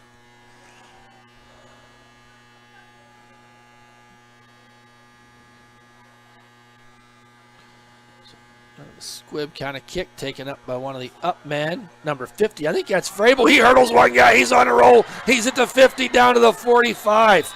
How about that?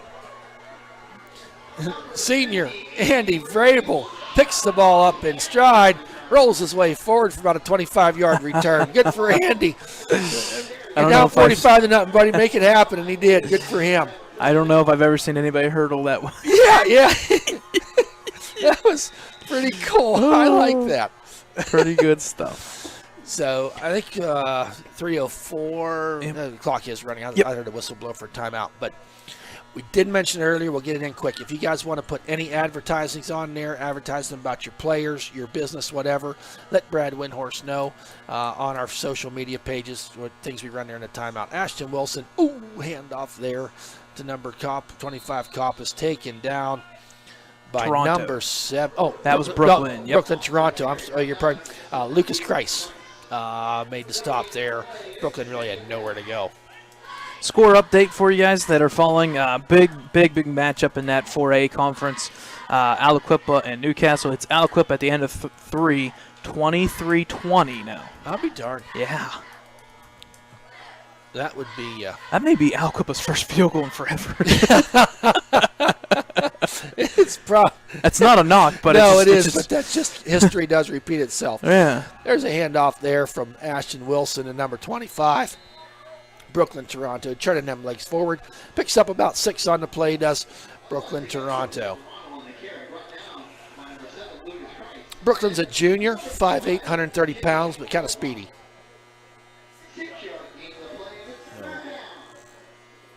Minute 45 left to go here on this winding clock.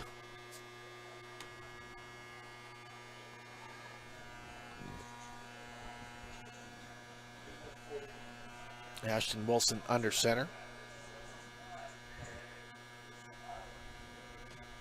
There's a handoff to number 25.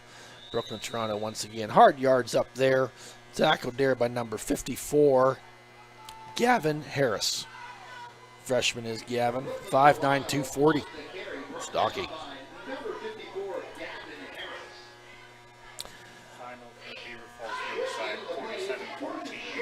What was it? 47-14 Beaver Falls. Okay, so we have our first final score. Beaver Falls beats Riverside 47-14. Okay. Ashton handoff there to Brooklyn Toronto. Turning them legs forward. Does get enough for the first down. That was fourth down, I beg your pardon. On that 4th and 2, Brooklyn did get 3. Small victory. That's the first down. Count it.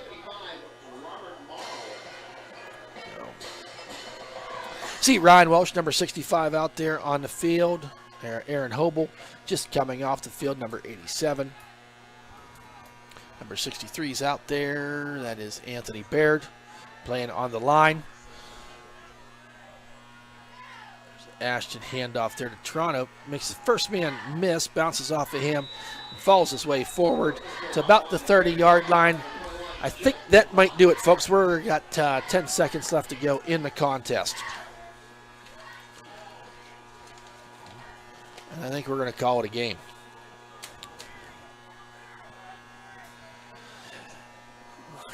See 3 zeros on the board into that 4th quarter. Congratulations to the Mohawk Warriors for coming in here to Ellwood City, putting a thumping on us tonight. 45-0 in favor of those Mohawk Warriors. I don't know if we can even, they allowed to do handshakes anymore. I think they're just meeting out in the middle I believe of the they field. do not. I think they're going to come right to the middle and then salute with the helmets and give a little wave and then move out. So good luck to the Mohawk Warriors the rest of the way throughout this season. I think Coach Lemenza and the coaching staff will have lots to talk about at tomorrow's practice. So we do thank you for listening to the broadcast tonight. We're going to have a few updated